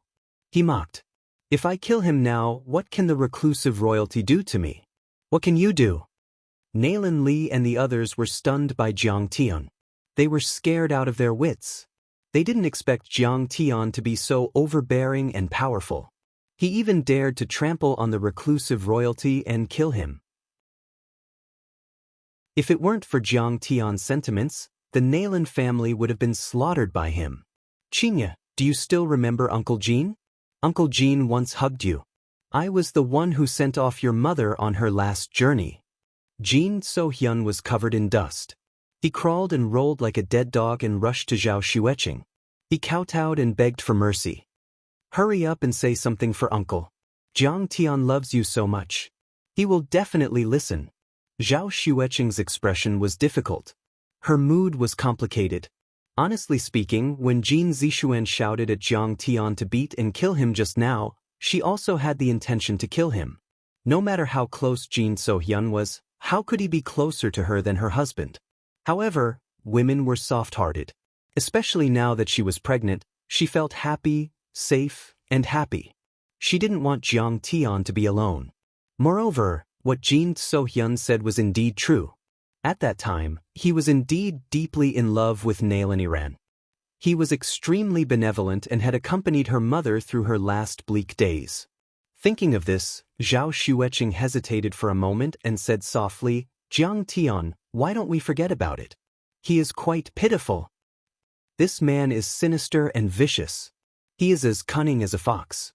Jiang Tian smiled.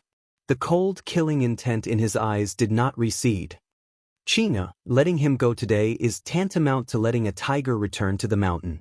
I'm afraid he will cause trouble again." Chapter 993. Granduncle, please help me say something. I, Jin So-hyun, swear to God that I will never be an enemy of Jiang Tian. If we meet in the future, I will avoid him as a sign of respect. Knowing that he would be turned into a meat paste by Jiang Tian's palm, Jin So-hyun trembled in fear and looked at Nailin Bo pleadingly. Nailin Bo also couldn't bear it.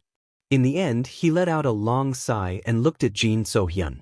The old man can speak for you, but if Jiang Tian spares you today, my Nailin family and your Aizenjoro family will no longer be monarchs and subjects. We won't have to listen to your orders. Of course, in the future, we will be friends on equal terms. We will serve Master Kong together. How would I dare to act rashly? Jin So-hyun hurriedly agreed. Nailin Bo pulled Jiang Tian and begged in a low voice, "Jiangtan, can you give the old man some face today? In the face of a great enemy, we should fight against external enemies first. We don't have to cause internal strife in Wuxia." Unwilling to let Qinger be sad and hurt herself, Jiang Tian had no choice but to put down his palm. Then, he stared coldly at Jin So-hyun and sneered. "Jin So-hyun, I will spare your life today, but you must tell the reclusive royalty not to meddle in other people's business. My Tianqing school is enough to deal with the Holy See and Brahmin." When everyone heard this, it was as if they were struck by lightning. They couldn't believe it. Originally, the Holy See and Brahmin were stopped outside the country's gates because of the reclusive royalty. If the reclusive sovereign family no longer resisted, then wouldn't they be invincible and invincible? How could Kong Teichu and Tianqing school resist? Nailin Bo's complexion also changed drastically. He wanted to say something but hesitated. He was from the Dragon Protector bloodline. Back in the day, he was an important official of the dynasty and was well versed in the art of power. If Tianqing school wanted to defeat the Holy See and Brahmin and become the world's #1 orthodoxy, of course, they had to use all the power they could. Only then could they achieve twice the result with half the effort. Moreover, he could also take the opportunity to weaken the power of the reclusive royalty. Wouldn't that be perfect? But in the end, he didn't say anything. He believed that Jiang Tian must have his own reasons for doing this.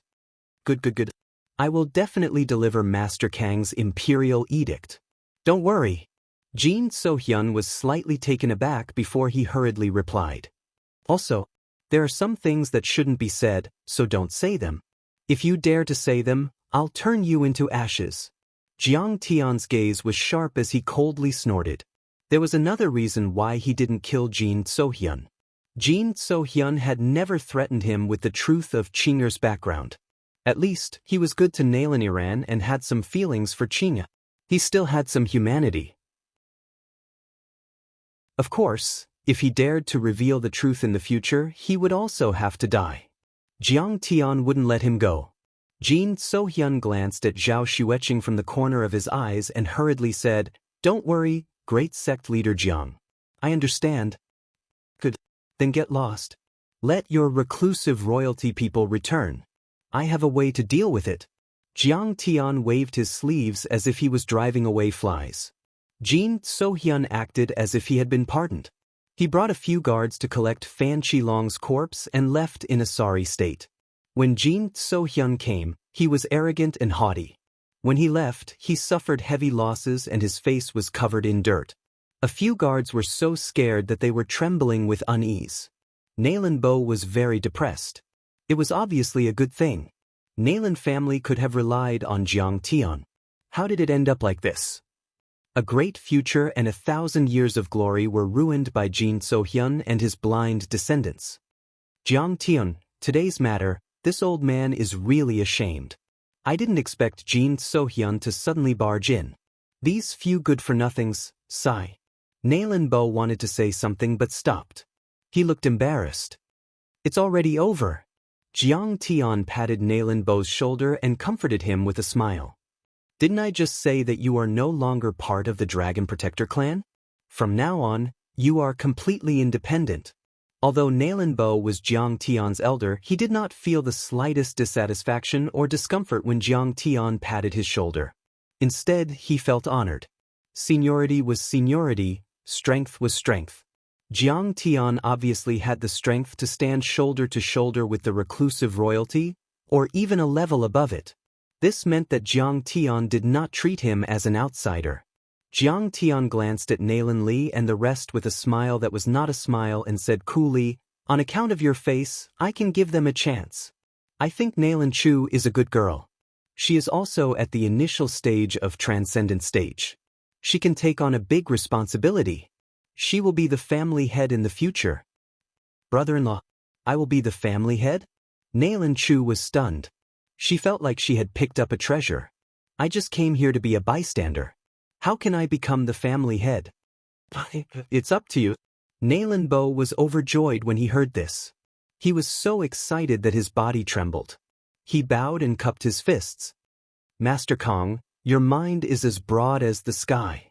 This old man admires you." Then he glanced at the Nailan family and said coldly, "What are you waiting for? Why are you still standing there? Hurry up and greet the new family head and the principal of Tianqing School. From now on, the Nailan family will join Tianqing School." Nailan Li and the others hesitated for a moment. Although they were unwilling, they finally knelt in front of Jiang Tian, his wife, and Nailan Chu. Jiang Tian then contacted the Huaxia Long Formation and announced to the world that Saint Augustine had been killed. It was not until they walked out of the cemetery, got into the car, and drove more than 10 kilometers away from Wuzhen that the fear in Jin So-hyun's heart gradually faded and calmed down. Jiang Tian left some leeway. Although Jin So-hyun's skin was torn and his flesh was lacerated, the family still had some leftover ointment passed down by the royal family. Now that they had used it, he would recover in a few days. "Crown Prince, the situation now, what should we do?" An aide asked with a solemn expression. We underestimated Kong Taechu after all. To be able to control a country and a religion in modern society, he does have some strength. He is indeed domineering, just like a real dragon." Jin So-hyun touched his painful face and sighed with a complicated gaze.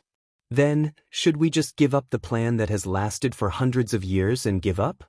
That aide was at a loss at this time. As Jin So-hyun's right-hand man, this aide was extremely resourceful. Otherwise, the Jin family would not have preserved their bloodline, and they would not have a place in the reclusive royalty. However, facing a powerful existence like Jiang Tian who was as powerful as a dragon, he felt like a dog biting a porcupine. No, it was like a puppy trying to plot against a prehistoric beast. He could not bring himself to bite him. Kong Taechu may be powerful, but he is still miles away from the Holy See and Brahmin. Jin So-hyun gritted his teeth as he recalled how he had been trampled on by Jiang Tian. His expression was full of resentment and disdain as he snorted coldly. "Didn't he refuse the aid of our reclusive royal family? Fine, then we won't care. Not only will we not care, but we will also publicize it. When the time comes, I'd like to see how many nails he can crush with his body made of iron." The late Qing dynasty was poor and weak, and foreign powers invaded. In fact, not only were there battles between armies, but there were also battles and collisions between top masters. In order to resist the Holy See and the European royal family, 6 or 7 reclusive royalty from Huaxia came out to help. However, they were still defeated. The Holy See's strength was unfathomable, not to mention that the Brahmin had joined forces this time. Even the European reclusive royalty was ready to make a move. Even if Jiang Tian had the cultivation of a celestial immortal, he had only cultivated for a few years. How deep was the foundation of Tianqing School? They were no match at all. I understand now. My lord's brilliant plan. The aide slapped his thigh and laughed. Our Jin family and the reclusive royalty will sit on the mountain and watch the tigers fight. When the Holy See, Brahmin and Tianqing school are both injured, we will come out and suppress them. We will even take down Sidoni and the Vatican. Kill with a borrowed knife, kill with a borrowed knife. Kong Teichu pointed his finger across the sky and killed the last adjudicator of the Holy See, Saint Augu in Wuzhen. When the news spread, the entire cultivation world of Wuxia was shocked. Even Chao Shixiang was alarmed. Saint Augu, the last adjudicator of the Holy See in Vatican City, was a veteran Saint King. He defeated the Earth Immortals and was in charge of the punishment of the Holy See. He was the most favored and peerless powerhouse of St. Paul and the Pope. There seemed to be countless halos around his body, making him look like a god. Such an existence in Europe and even in the world was killed by Kong Teichu with a finger. Many people couldn't believe it and felt as if they had been struck by lightning. It seems that Kong Teichu's cultivation may not have been lost. He finally made a move. He's too powerful. Many martial arts grandmasters in Wuxia were excited, as if a great backer had arrived. But then, the second news spread quickly under the control of Jin Sohyun. Kong Teichu was unreasonable and arrogant. He refused the help of Jin Sohyun and the reclusive royalty. He wanted to fight the Holy See and Brahmin alone. The world was shocked. Chapter 994. Isn't Jiang Tian being too rash? Chao Shixiang looked at the information on the reclusive royalty, shook his head, and sighed. At this time, the enemy is right in front of us. We should unite all the forces that can be united. Reclusive royalty's strength can't be underestimated. When they received the news from Jin Sohyun, the reclusive royalty had different expressions and reactions. At the headquarters of the Moon in the Sky Group, the Holy See is probably going to fight back crazily this time. They might even go all out. The martial demon lady wore a set of battle uniform with a soft armor covering her body. She looked like a female general who was going to war. Kong Teichu may be arrogant, but he's fighting for Wuxia. The Wu family can't just stand by and watch. Dressed neatly, she instantly transformed from an enchanting female Zhou into a female god of war. Her fighting spirit was overflowing. She pulled out 2 sharp scimitars and waved them a few times. She glanced at Luo Fei and the others and said, "The Wu family is going all out this time." In the suburbs of Chang and City, there was an extraordinary ancient mansion. It occupied a large area of hundreds of acres. It was called the Tang Emperor's Hibiscus Garden. No one could enter on normal days. Whether it was the governor of the border, the leader of the underworld, or even the richest people on the Forbes list, no one could enter. Previously, there was a real estate tycoon in the top 10 of Wuxia with a net worth of tens of billions. He wanted to buy this mansion and used force. But that real estate tycoon died inexplicably less than an hour later. The palace at the head of the river locks thousands of doors. Who are the willows green for? This mansion was antique. There were continuous palaces and pavilions. It was majestic and magnificent. It was like stepping into the prosperous Tang dynasty. It was different from the exquisite and small hidden dragon dock. At this time, there were 2 people sitting at a white jade table in the courtyard. They were drinking tea and talking. One was Jin Sohyun, and the other was a middle-aged man in a pale yellow Tang suit. This man was in his 40s. His posture was tall and straight, and his face was like jade. His eyebrows were slanted to his temples, and his face was dignified without being angry. His body exuded the aura of an emperor, and he was actually able to stand up to Jin Sohyun. This person was a descendant of the Tang dynasty's royal family, the head of the Li family, reclusive royalty, Li Guangyu. That's what Kong Teichu said back then. Don't make us meddle in other people's business. How is it? What does the Li family think? Jin Sohyun asked with a smile. Li Guangyu was obviously infuriated. He slammed his palm on the stone table, and immediately, a ghastly crack spread out. A moment later, with a rumbling sound, The entire stone table shattered into pieces and fell to the ground. Li Guangyu furrowed his brows and snorted coldly. Our Li family has already sacrificed 30 people, and he dares to say that we're meddling in other people's business. Our hot blood has been fed to the dogs. He stood up, his body trembling with anger. He waved his hand and sneered. Kong Teichu doesn't know what's good for him. He's too arrogant. All members of the Li family, retreat 30 miles. Let's see how long Kong Teichu can last. All right. Jin So-hyun stood up and said darkly. The Li family and the Jin family have the same goal: to control the mortal world, to welcome the arrival of the immortals from the heavenly star small world. Before this, I had also wanted to persuade Kong Teichu to submit to the stellar sky domain. However, it's obvious that he hates the stellar sky domain. I'm afraid that he will become our enemy in the future. It's good that he's dead. The sooner he dies, the better. However, your younger sister, Lady Wu, has rejected my suggestion. Do you want to persuade her? Who treats her as my younger sister? Back then, Wu Zetian was a coward. Our Li family doesn't even acknowledge her clan. Li Guangyu sneered. Just let her go. She'll only be accompanying Kong Teichu in death. Jin So-hyun frowned and pondered for a moment. He nodded and said, That's good too. I won't disturb you any longer. It's time to move on to the next stop. Where to? Li Guangyu asked. To Insignia Province, Fengyang County. I'll look for the head of the Zhu family, Li Guanlun. Jin So-hyun hurried away. Just like that, Jin So-hyun did not stop. He traveled through the night and met with many reclusive royalty family heads one after another.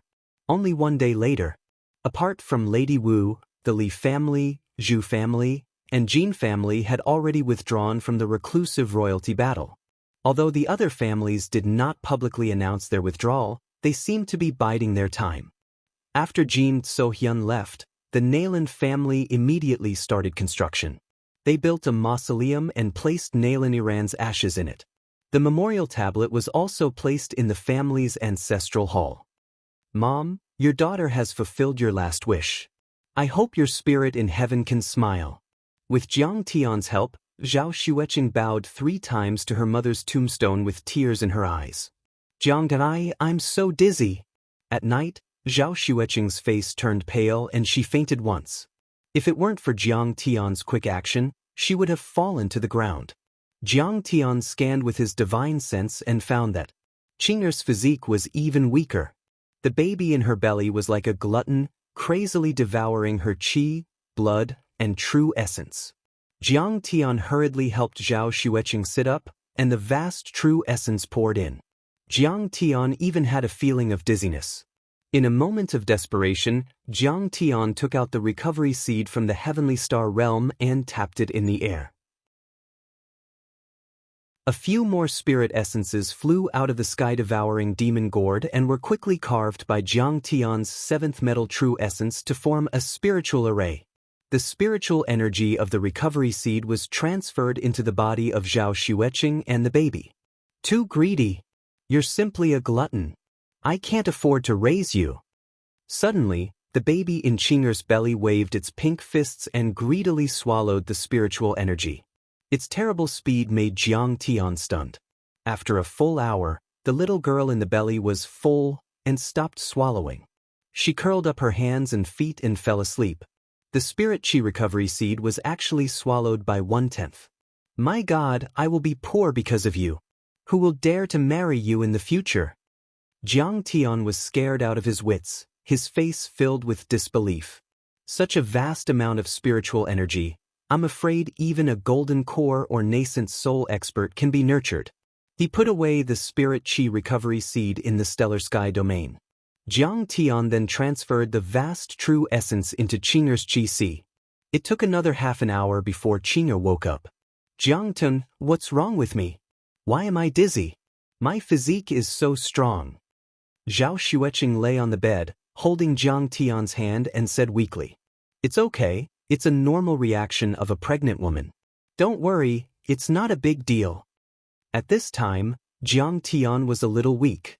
1/10 of his true essence had been consumed, and he was sweating. This had never happened to him before. Even when he defeated Golden Core Li Longyuan, the amount of true essence he consumed was just a drop in the bucket. The wild girl in Qing'er's stomach had a strong swallowing ability. Even Jiang Tian could not resist it. Jiang Tian was very worried. Time did not wait for him.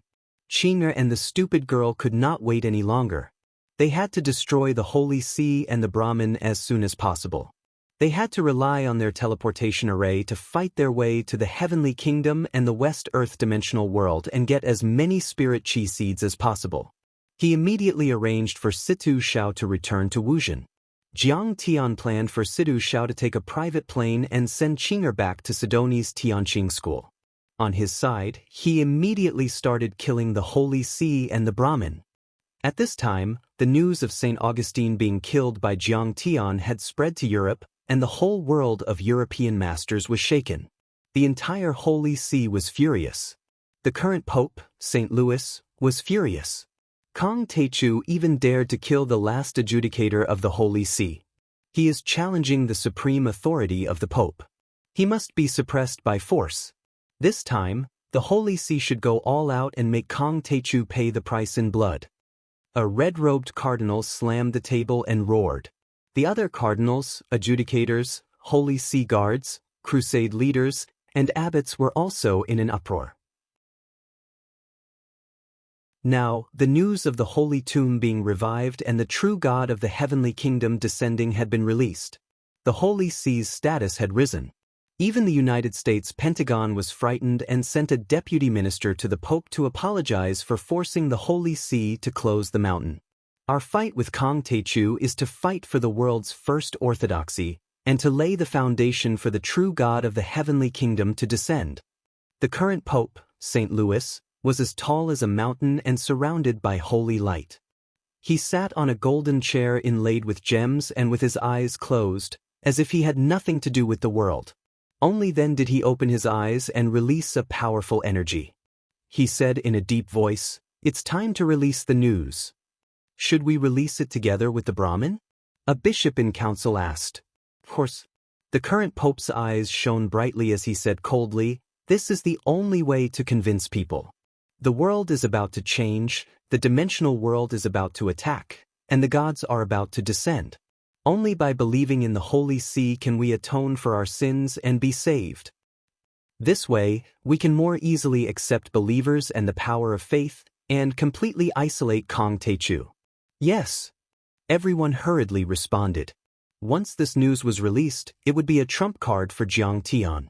The Wuxia royal family would immediately retreat from the battlefield. Only Kong Teichu, Tianqing school, and the Wuxia Long formation were no match for the Holy See. In addition, the Holy See Crusade and the 6 great monasteries will immediately go to the east and join forces with the Brahmin believers to kill Kong Teichu and annihilate Tianqing school. St. Louis's eyes were like lightning as he roared with murderous intent. "I want to kill Kong Teichu and show the world who is the first orthodoxy on this planet."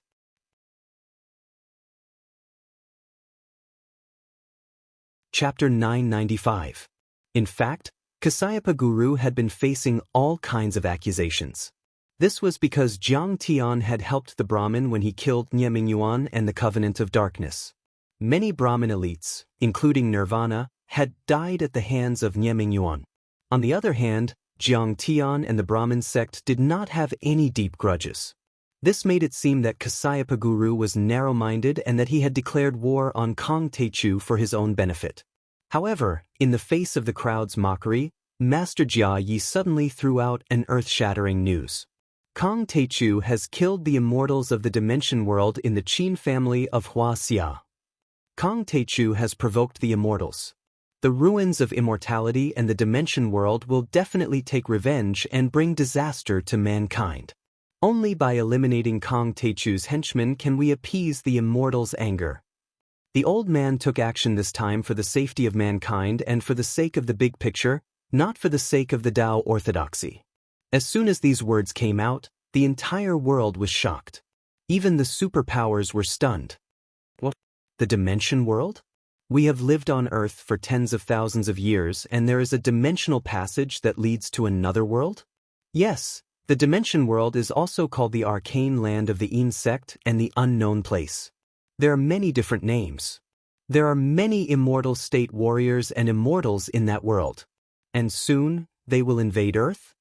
This kind of information was only known to the Langley building of the Pentagon and the Huaxiaolong formation and the military. However, other countries were shocked.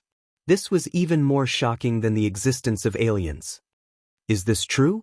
In the past 100 years on Earth, there were only a few immortals like Kong Teichu, Yi Tianren, and Situ Shao. How can there be a large number of immortals in Star World? Why didn't they come to Earth? That's impossible. Someone questioned. Of course it's true. I saw everything with my own eyes. Qin Zhong's useless son, Qin Shaoxiong, had made a public statement at the Holy See in the Vatican. The closest one is the stellar sky domain. It only takes 1 day to travel to the Earth domain using the spatial array. He complained with tears of blood. Initially, the stellar sky domain was very friendly. They wanted to turn the Earth domain into a huge cultivation planet. They sent Qing Xian Daozi, Immortal Master Yuan, and many other immortals to contact my father and brother. Kong Teichu was afraid that the stellar sky domain would come to the Earth domain and weaken his power. Without a second thought, he used despicable means to kill them all. Before the Azure Mystic Dao disciple died, he self-detonated his divine soul and sent a message to the stellar sky domain. However, this Qing Xian Daoist has an extraordinary background. He is the son of the Master of Heavenly Star. Kong Teichu has already committed a grave mistake.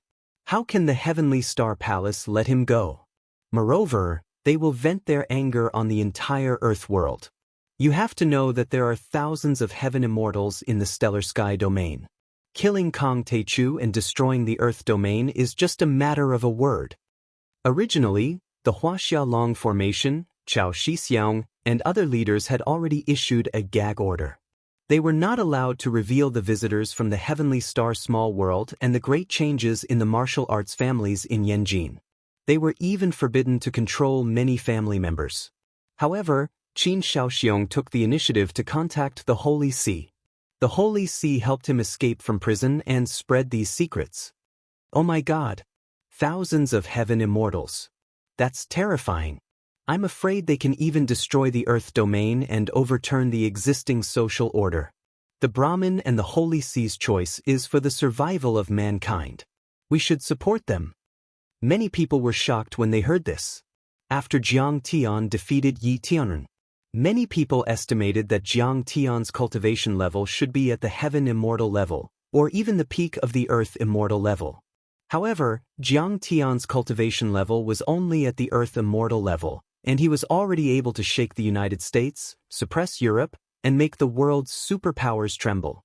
If thousands of heaven immortals from the star world came to Earth together, it would not be an exaggeration to say that Earth would really face a catastrophe and even be destroyed.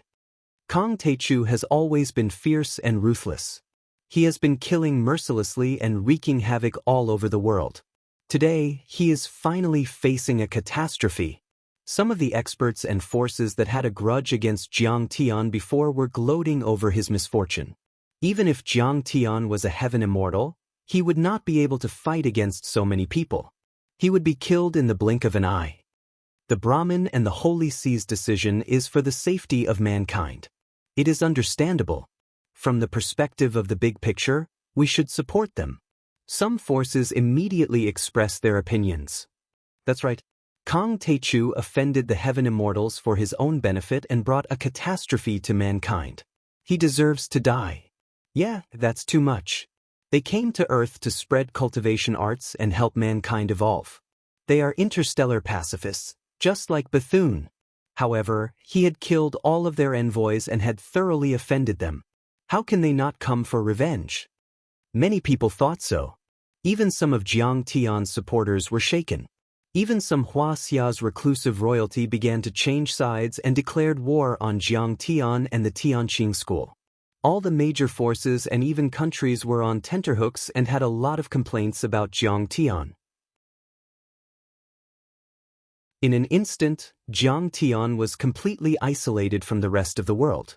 The Tianqing school's foundation is too weak. They will definitely lose this time. We are still on the side of the Holy See and the Brahmin. Some powerhouses and forces who were fence-sitters didn't care so much about right and wrong. They would help whoever was stronger. Unlike the Gathering of Darkness, the Brahmin and the Holy See were all orthodox sects. In the resplendent Middle Ages where heroes rose together, they were called the mainstays. Their foundation was unimaginable. After all, the Holy See had single-handedly suppressed the Gathering of Darkness for many years. One could imagine how terrifying their strength was. Although Jiang Tian and the Tianqing school were powerful, in many people's eyes, there was a huge gap between them and such a peerless sect. There were even old missionaries of virtue who came to Wuxia to meet Jiang Tian and Zhao Xueqing in Wuxia in the name of discussing the survival of the human race as a special envoy of the church. They wanted to mediate the situation. The special envoy of the Holy See had a head of white hair and a benevolent face. If I offend the heaven immortals and gods, I will commit suicide to appease the anger of the heaven immortals. He firmly held the moral high ground. He had a kind face, but he smiled murderously and said, "After all, this is for the lives of 6 billion people in the world. Sacrifice me for the happiness of 6 billion. As for Kong Teichu and the Tianqing school, they should all destroy their own cultivation and be willing to be slaves of the dimensional world. They should surrender and wait for the heaven immortals' judgment." "I don't agree with this." Zhao Xueqing sneered and said, "The dimensional world's invasion is obvious. The invasiveness of the dimensional world is obvious. My husband is fighting for the humans on Earth. It's not necessarily invasive. They come from a higher civilization. How can they covet Earth?" The special envoy of the Holy See shook his head, as if Jiang Tian was too stupid. "It's just like how as a human, would you fight for a nest with ants? We are not ants. Your self-deprecating attitude is really disgusting." Zhao Xueqing suppressed her annoyance and said calmly, "Besides, even if it's an ant, a termite that can destroy a dam, it will be killed by us. No matter what, Kong Teichu commits suicide and you are willing to be slaves in exchange for the peace of Earth. This kind of sacrifice is also very meaningful and valuable." The special envoy of the Holy See smiled and guided him patiently. "Mr. Jiang, if an extraterrestrial civilization invades, you only need to hand over an innocent person to save the lives of all mankind. Will you hand it over?" "No," Jiang Tian said resolutely. "Then what will you do?" the special envoy of the Holy See questioned. "Kill the extraterrestrial civilization, even if the whole human race dies in battle." Jiang Tian said calmly, "Protecting one person is protecting the whole world. If we hand over an innocent person, it's the same as handing over the whole world. Don't give an inch of land, don't take a step back, don't leave anyone behind. Behind you is your home, your family." "Stubborn." The special envoy of the Holy See had a mocking look on his face as he left in a huff. After the special envoy returned to the Holy See, he arranged and publicized Jiang Tian and his wife's words. Immediately, more forces and experts were filled with righteous indignation and fought to suppress Jiang Tian. Jiang Tian is just one person. If his life is exchanged for the safety of the whole world, wouldn't that be great? If they don't want to be captured, they will be met with the crazy revenge of the dimensional world. That is equivalent to plunging the whole human race into eternal damnation. Kong Teichu is too selfish. He still can't compare to the great sects like the Holy See and the Brahmin. Kong Teichu should be charged with crimes against humanity. We must eradicate Kong Teichu and his henchmen before the dimensional world invades. Many experts clamored. It was also at this moment that the Holy See and the Brahmin took the opportunity to announce. The former pope, the first bishop in council of the Holy See, the veteran Holy King, Saint Laurent, led the 6 great monasteries and the crusade to the east to eliminate Kong Teichu and the Tianqing school. The first disciple of the Brahmin Kasapa Guru, the current leader of the sect, the little guru of suffering, led the army of believers to the north. Both sides gathered a total of 3,000 experts and rushed to the east. Their momentum soared and their killing intent surged.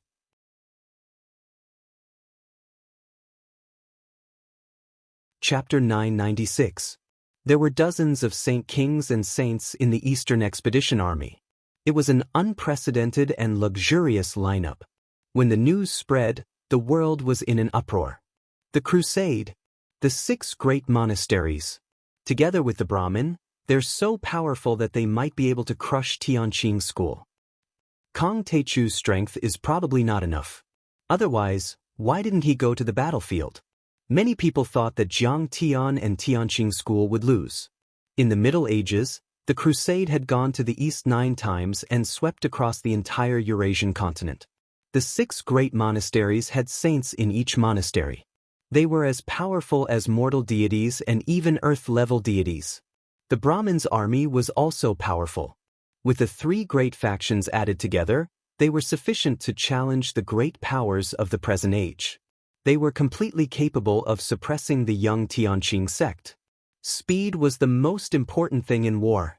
The 3 armies quickly entered the Lansong River area of Wuxia and encountered the Tianqing school and the Huaxialong formation. Let's go to the Lansong River battlefield and show our attitude.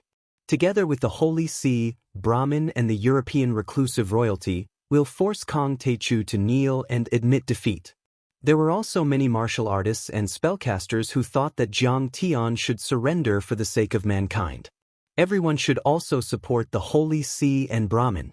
For a moment, the 3 top sects in the world were ready to fight. An earth-shattering war broke out and the smell of gunpowder filled the air. All the overlords and forces, as well as the superpowers, were paying close attention and their hearts were in their throats. Many overlords were dumbfounded. They couldn't believe it, as if they had seen a ghost. The Darknet forum was already in an uproar. I never thought that there were so many hidden overlords in this world. I was really a frog at the bottom of a well before. The demon hunter Pulsatilla exclaimed. As Van Helsing's disciple, Pulsatilla Wang was also unrivaled in Europe. But now, compared to so many Saint Kings and half-step sacred venerates, he felt as small as an ant. Sigh. I knew that there would be a battle between the top 3 orthodoxies in the world, but I didn't expect it to happen so soon. This battle will determine the strongest orthodoxy in the world. It will affect both the East and the West, and its influence will be far-reaching. It can be said to be the most important battle in the past 2,000 years. No matter what the outcome is, it will definitely go down in history. Hera sighed meaningfully. It was the most colorful footnote to this world-shaking battle that involved the Eastern and Western orthodoxies. Wuzhen, Nayland family. Everything was arranged properly. Jiang Tian, however, held Qing'er's hand and said with a gentle smile, "Qing'er, I'm going to the southwest border to meet the scum of the Holy See. Go back to Sidoni's training hall." "I'll go with you," Zhao Xueqing insisted, looking worried. "But you're pregnant now, so you can't fight. If you go, I'll have to split my attention to protect you." Jiang Tian shook his head and said with a smile, "Be good. You have to go back to Tianqing School's headquarters. Situ Shao is already on his way. He'll escort you back." "Okay, I believe you. My husband is invincible." Zhao Xueqing was a righteous person. Although she was worried about Jiang Tian, she could only suppress her worries in the bottom of her heart. Jiang Tian looked apologetic and said with a smile, "Also, I might have to go out for a while this time. When the time comes, you'll have to represent the entire Tianqing school." "Going out again?" Qing'er's eyes were filled with sadness and disappointment. She was not feeling well at the moment, and her mood was also affected. Of course, she wanted Jiang Tian to accompany her. Ever since she was pregnant, she had spent less time with Jiang Tian than with him. She did not feel good about it. "Cut the weeds and dig up the roots." Jiang Tian smiled bitterly and said, "I want to destroy the dimensional worlds behind the 2 orthodoxies." Actually, Jiang Tian wanted to collect spirit energy revival seeds to save Qing'er and his daughter's lives. However, he did not want to say it out loud and make Qing'er worry. Jiang Tian left behind the Stellar Sky Domain's spirit energy revival seed and gave Qing'er the method to absorb and use it. This way, during the time Jiang Tian was away, this seed could at least prolong her and her child's lives. "The child and I will wait for your safe return." Qing'er kissed Jiang Tian's face a few times. She was reluctant to part with him. The couple hugged each other tightly. I heard that it's a third-grade dimensional world. Its strength is even more terrifying. You have to be careful. Qing'er gave Jiang Tian a few more instructions before she bade Jiang Tian farewell with tears in her eyes. She took a private plane with Situ Shao and returned to Sidoni.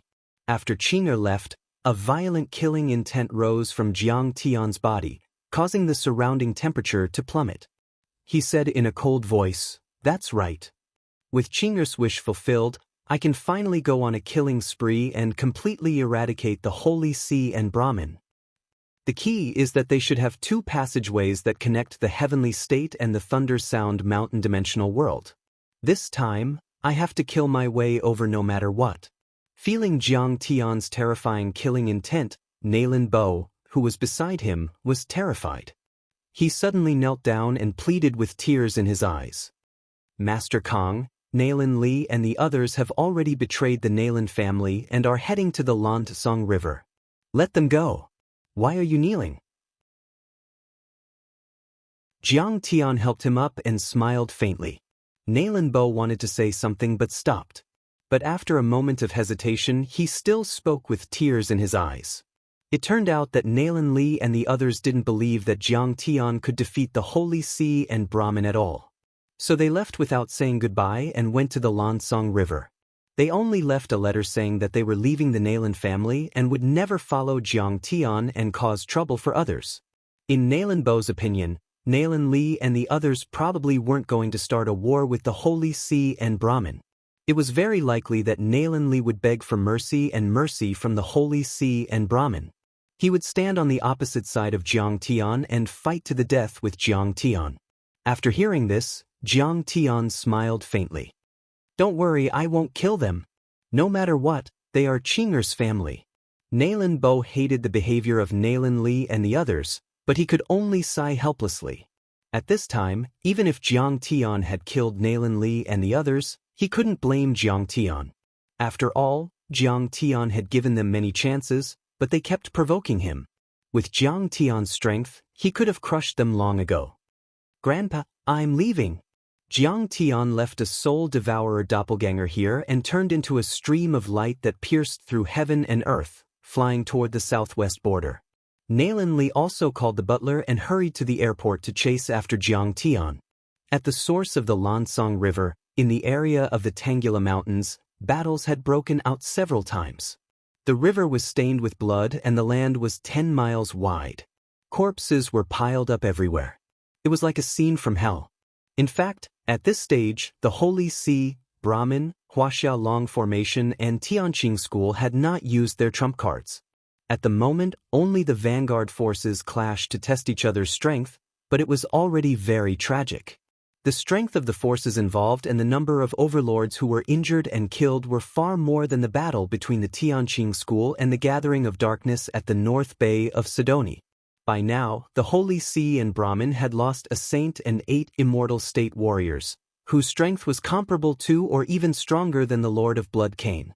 There were at least a few hundred transcendent state overlords who had been killed or injured.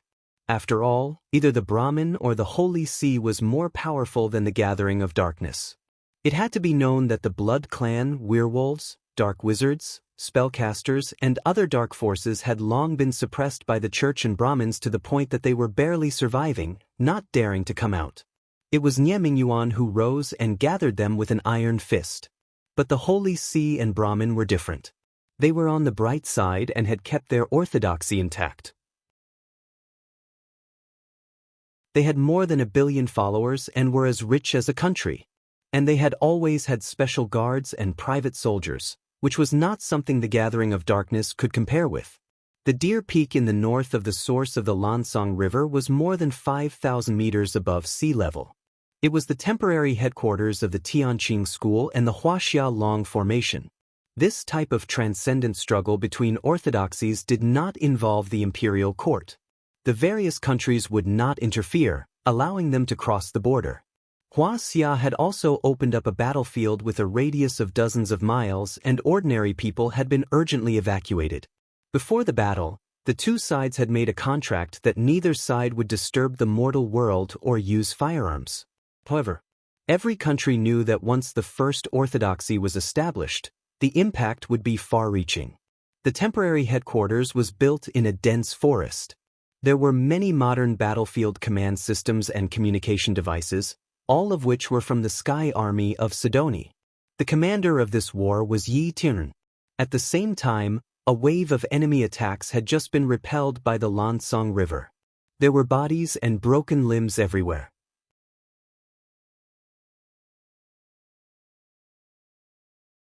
Chapter 997. Yi Tianren was leading the Tianqing School and the Long Formation heroes to patrol the Lansong River area. He smiled and said, "If you worship their orthodoxy, you will receive blessings in the future. After you die, your soul will enter heaven and West Earth. For thousands of years, have you ever seen a soul ascend to heaven and West Earth? The afterlife is illusory. Placing your happiness on the grace of gods and Buddhas is a coward's move. You have to fight for your own happiness.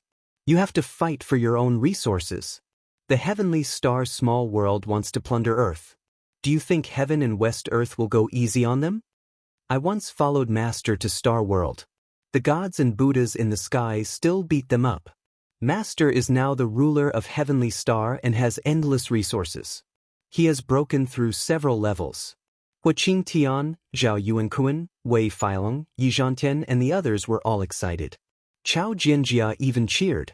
Her beautiful eyes shone brightly as she said, "Did Immortal Master Jiang really do it? That's amazing." Master said that Earth is the homeland of the multidimensional worlds, and those so-called immortals are of the same ancestry as us. Yi Tianren smiled proudly and said angrily, "They took spirit chi from ancient Earth. It's fine if they don't return it, but they definitely don't have the right to touch Earth. Those Brahmin and holy see think highly of themselves and don't do anything productive.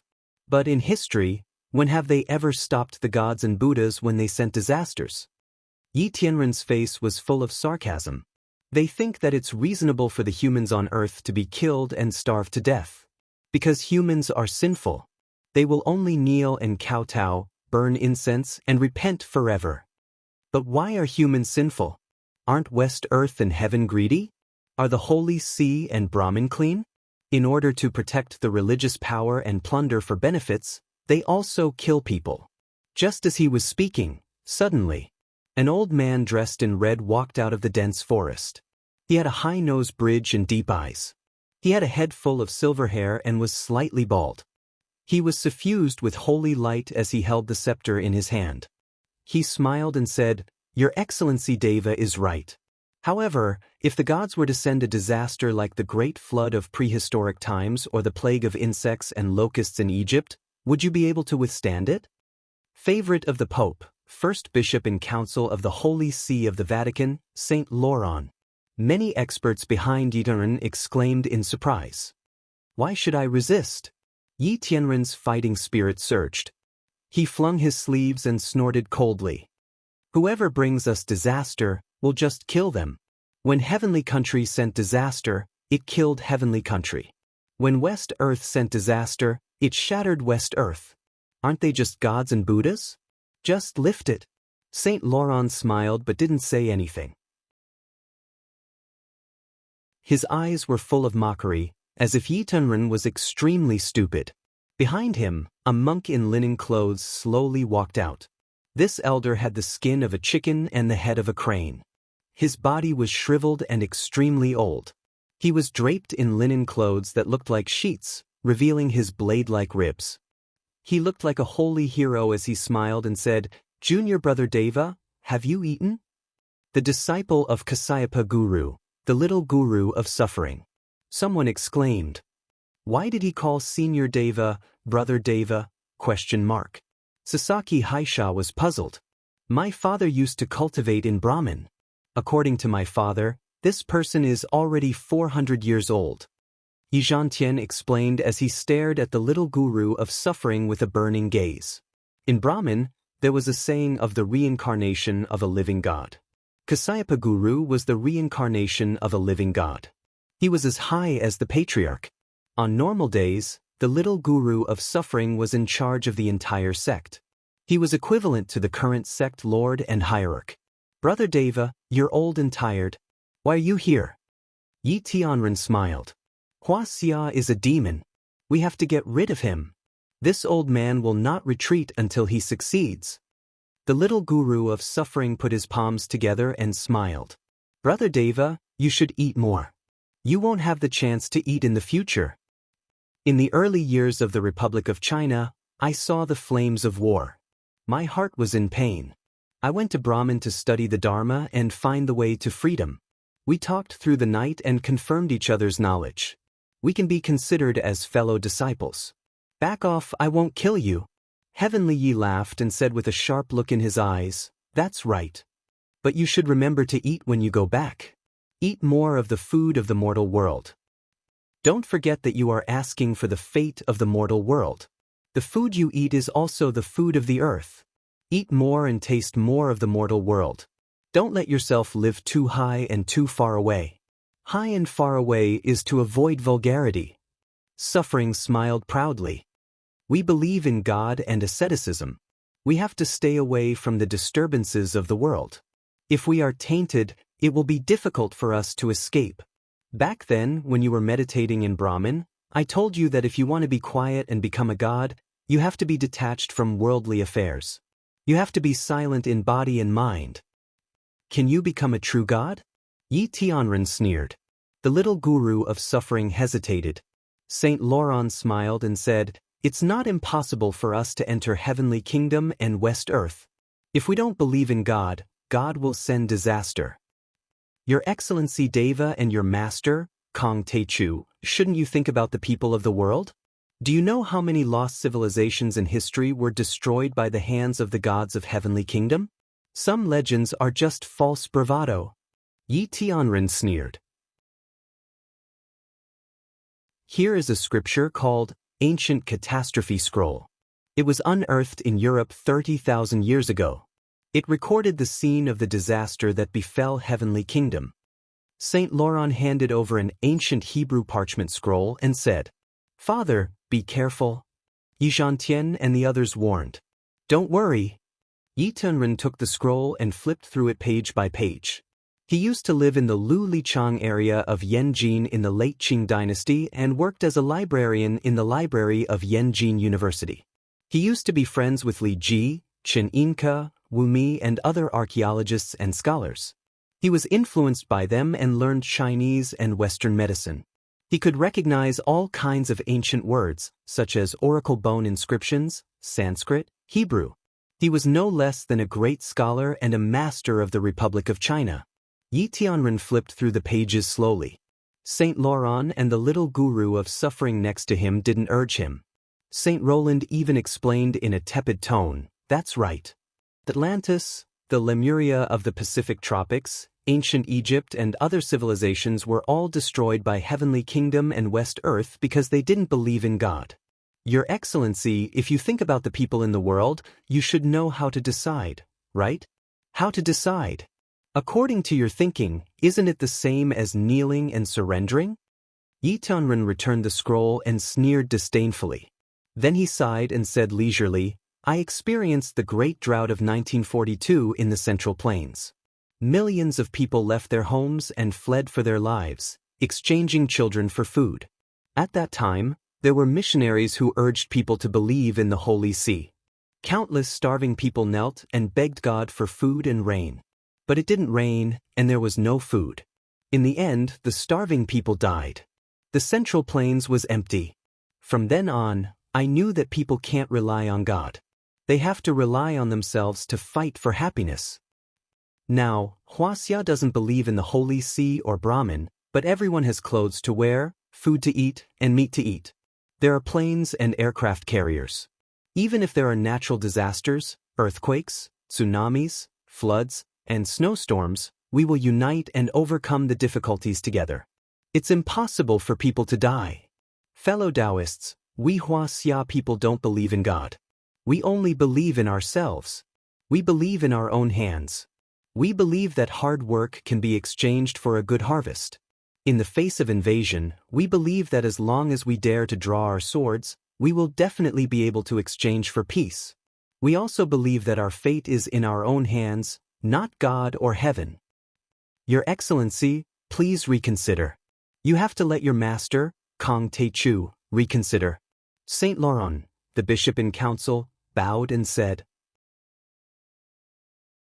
"If my master was alarmed and took action, your holy see would have been trampled to death." Yi Tianren laughed. "Devil, this is what a devil is." The little guru of suffering shouted angrily. "If you want faith, that's fine too." Yi Tianren shouted coldly. "Go back to your Ganges and Vatican. What are you doing here in Wuxia? Are you forcing us to believe as well? What kind of logic is that? We came to Wuxia to preach and eliminate the devil." The little guru of suffering said with a solemn expression. Saint Laurent nodded and said slowly, "You have fallen too deeply into the devil's path. You need faith to purify you." "What is the devil's path? Where is the devil's path?" Yi Tianren mocked. "Kong Teichu is the devil's path. You are also the devil's path. If you don't believe in God, you are the devil's path. If you don't have faith, you are the devil's path." The little guru of suffering said coldly, "Today, we are going to eliminate the devil's path and kill you all." Everyone looked around. Abbots, ascetics, crusade generals, missionaries, ascetics, and even some overlords from the dark world came from all directions. There were more than 3,000 people.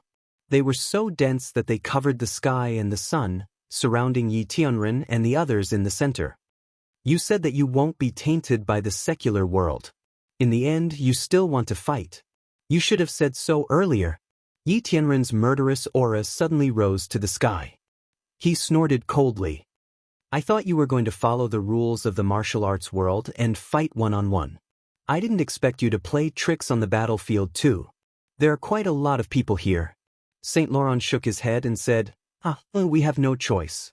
Please forgive us, Your Excellency." Little guru of suffering, fellow cultivators, let's send Your Excellency and the people of Tianqing School to heaven together. You think you can scare us with so many people?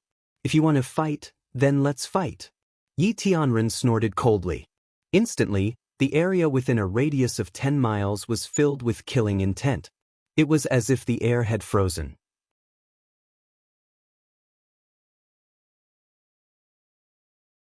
Chapter 998. Holy light emanated from the Holy See's powerhouses, while Brahmin disciples' Sanskrit power surged. Holy light condensed behind their backs, and their auras swallowed mountains and rivers. The Holy See and Brahmin had been around for a long time, even longer than the Kunlun sect. Tianqing School was even younger. The Holy See was monotheistic and only believed in the God of heaven. The Brahmin, on the other hand, believed in many gods. They worshipped all kinds of natural gods, but they were also monotheistic. In their teachings, many natural gods were under the command of the mysterious power called Brahman and obeyed the will of Brahman. Blessings of the God of heaven. The overlords of the Holy See looked pious and drew a cross in front of their chests. Suddenly, holy light gushed out and filled the air. The holy light condensed and formed all kinds of holy objects of the gods. Holy grails, holy spears, thorny flower holy crowns, crosses, holy shields, and long swords. The Brahmin were different. Many overlords were chanting spells quickly. The Brahmin power condensed into the statues of the gods recorded in the Brahmin scriptures. Some had human heads and snake bodies, some had bull heads and horse faces, some had 3 heads and 6 arms, some had elephant trunks and human faces, and some had turtle backs and bamboo staffs. There were all kinds of natural gods that they worshipped. On the other hand, the cultivators of Wuxia were in a completely different state. All of them had condensed their qi into weapons. They had completely relied on their own cultivation. Or they relied on weapons to condense qi weapons to enhance the effect. Zhao Yuankuan shouted angrily and stomped his foot. A pair of qi fists condensed in front of him as if they were solid. Then, spirit qi condensed into a shield. Hua Qingtian was in charge of the Heavenly Troop and the Heavenly Strategy Battalion. His god-killing spear shook, crack crack, Thick true essence rolled and rubbed against each other, forming a golden warrior. He was riding a horse, with a tiger seal and a military seal on his waist. He held a shield and a long spear in his hand. His eyes were burning with anger and his face was also Hu Qingtian's. Shen Mange was in charge of alchemy. Her face turned cold and her jade-white right hand shook. A golden cauldron mysterious phenomenon formed by veritable essence energy floated up in front of Xiaoqin. However, it was as heavy as a mountain. Adept Redleaf was in charge of the weapon refinement hall. His true essence gushed out and formed a giant black hammer with flames coiling around it. As the law enforcement elder, Sasaki Ocean Sand was in charge of the sex punishment and meritorious service evaluation. This woman's tachi swept out and her breath gushed out. What she transformed into was not a god, but a scale and a ruler. Kill! Wolf King Alexander roared angrily. Suddenly, its body grew taller, and its hair stood out, forming a full moon shadow in front of it. The moonlight spread out, and a wild wolf that was more than 10 meters tall howled at the moon. Wang Lin, who had just come out of seclusion, did not say a word. She raised her eyebrows, turned around, and waved the heavenly source wooden staff repeatedly. Suddenly, multicolored true essence gushed out from his body, constantly changing. Colorful flowers fluttered in the wind, and green branches swayed around him. Tang Linglong pinched her fingers together and shouted. Sword chi burst out. Clang, clang, clang, clang. Hundreds of flying swords floated around her like a school of silver fish. This was the crystallization of their years of cultivation since the establishment of Tianqing School. Almost all of them could condense their chi forms, and their apparitions had spirituality, almost like a second primordial spirit. From this, it could be seen that Tianqing School was different from the Holy See and Brahmin. The Holy See and Brahmin believed in gods, and the apparitions behind them were all apparitions of gods or things used by gods.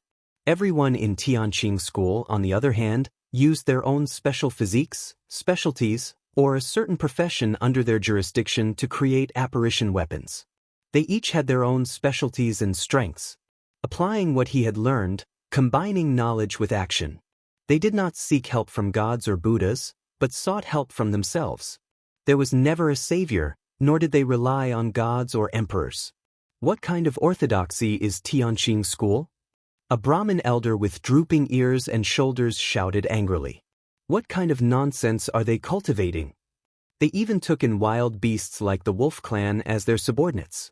They've really fallen into the devil's path. They're all a bunch of unorthodox demons who don't respect gods. My master once said that demons may not be evil, and humans may not be good. Everything depends on your actions. If you're of one mind, you're my kind. Yi Tianren smiled. Wolf King Alexander serves humans and guards Sidoni. Why don't we accept him? We don't respect gods? In fact, why should we respect gods? We're all doing it with our own abilities. Relying on gods and Buddhas is unorthodox. We don't respect gods. Everything can be used. Mortals who practice their own professions to the extreme are gods themselves. This is the purpose of Tianqing School. According to you, we're inferior to ordinary people even if we cultivate. Instead, we have to work for mortals. St. Lawrence's eyes were disdainful as he snorted coldly. That's right. My master once said that the great Tao is nothing more than the daily use of the common people. Heavenly Yi was calm and composed. He chuckled and said, There's nothing noble about being a cultivator. The path of saints is just to let everyone know. Otherwise, even if it's a heaven-defying study, it's just empty talk. The way of heaven is to take from the surplus and make up for the deficiency. The strong should fight to protect the weak. The hot blood of the strong should also flow for the weak. Everyone, this is the great love of the world. It's not as hypocritical as you people who use the gods to scare the people. Are you touched by the purpose of Tianqing School? Why don't you turn over a new leaf and join our Tianqing School? Yi Tianren, you don't respect gods and still dream of becoming gods. You've fallen too deeply into the path of demons. St. Laurent laughed. One of the crusade generals in the crowd snorted coldly. Kill. As soon as the words came out, true essence erupted. Holy light filled the air, energy surged, and killing intent soared into the sky. The cold wind suddenly became bone-chilling. A battle was about to break out. Kill. Violent roars came, and immediately thunder shook the sky. The sound shook 10 kilometers. The battle broke out in an instant. In an instant, violent waves of air rushed in all directions and razed the forest to the ground. The trees that could be hugged by a person were suddenly turned into powder. Boulders rolled on the ground like millstones. This battle was far more intense than the battle between Tianqing School and the Covenant of Darkness. Although the Covenant of Darkness had many powerhouses, compared to the Holy See and Brahmin orthodoxies, there were still many sage kings here. After nearly a year of recuperation, Tianqing School's strength was not what it used to be. Everyone had achieved something. When the battle started, blood splattered on the spot. Powerhouses fell one after another. The Brahmin guardian elder with droopy ears and shoulders immediately went to find the Moon Wolf King. The collision of the two mortal deity powerhouses caused sparks to fly. The mountains and rivers collapsed and the sun and moon dimmed. The ascetic monk with droopy ears and shoulders was 300 years old. He was proficient in teaching and spells. He worshipped, and communicated with the bloodthirsty golden-scaled serpent god. The Moon Wolf King used to lead the Russian Winter Army and was a close friend of the Russian Emperor. He had been on the battlefield all his life and had gone through hundreds of battles. He had annihilated families, armies, sects, and countries. After years of careful guidance from Jiang Tian and his wife, he had reached the level of mortal deity and was the mainstay of the Tianqing school. As soon as the Moon Wolf King's moon turbine clashed with the serpent god's mystic art, moonlight gushed out and formed a sharp moon-shaped turbine surrounded by blade auras and spears. These strange phenomena seemed to be real, but they were all formed from Alexander's life essence. A god with a human head and a snake body with 4 arms was entrenched in a sea of blood and bones. Its golden scales were shining and it was a dozen meters tall. The golden-scaled serpent god used to be the long-eared Brahmin guardian elder. Compared to the mighty serpent god, he was much smaller. The sea of blood filled with floating corpses was broken through by a 6-meter-tall violent figure.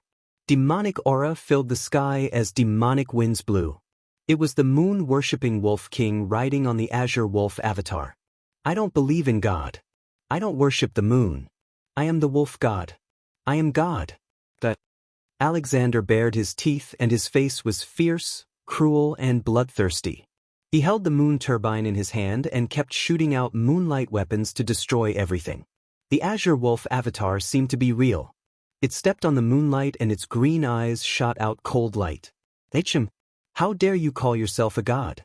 How dare you blaspheme the messenger of God? The long-eared guardian elder sneered. His hands formed 1,000 lotus hand seal, and he chanted a spell in a loud and clear voice. He cast 2 hand seals at the moon-worshipping Wolf King. The golden-scaled serpent god twisted its waist and threw 2 punches at the Moon Wolf King. Its long tail swept across the sky like a missile and was powerful enough to crush a battleship. Unexpectedly, the Moon Wolf King didn't dodge and allowed the 2 punches to hit his head and shoulders. He was sent flying more than 10 meters away by the tail. However, he twisted his waist and stabilized himself. The huge force under his feet crushed the rocks and sent sparks flying. He didn't stop and closed in on the long-eared guardian elder. He shook his arms and the moon turbine flew out. The moonlight turned into sabers, spears, shields, swords, and hammers. Sabers, spears, shields, swords, and hammers. A moonlight saber cut off the long-eared guardian elder's hands, a long spear pierced through his lower abdomen, a shield smashed his skull, a sword light slit his throat, and a huge hammer hammered his back. Beside them, the azure wolf avatar and the golden-scaled serpent god were fighting. The sea of blood surged and bones flew. Moonlight gushed out and thunder rumbled. You didn't dodge? The long-eared guardian elder was like a bloody gourd. He was lifted in the air by the Moon Wolf King's spear. His head exploded and he spat out blood. In midair, another huge shield came crashing down, smashing him into a pulp of flesh and bones. Idiot! On the battlefield, victory or defeat is decided by 1 or 2 moves. What's there to dodge? The battlefield is a killing technique. Competing with you in spells is like using my weakness to attack your strength. The Moon Wolf King laughed maniacally, but he kept spitting out blood.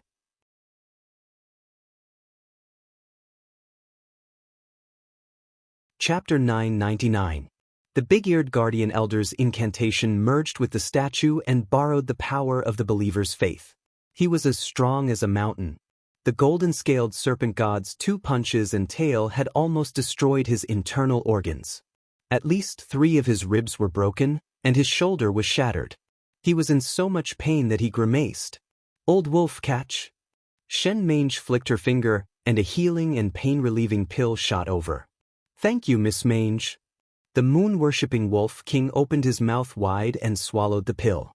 Wang Linger's spiritual wood wedges fell like rain, piercing a crusade general into a sieve and nailing him to the ground. Then she turned around and pointed the Tianyuan wooden stick at the Wolf King. Life creation.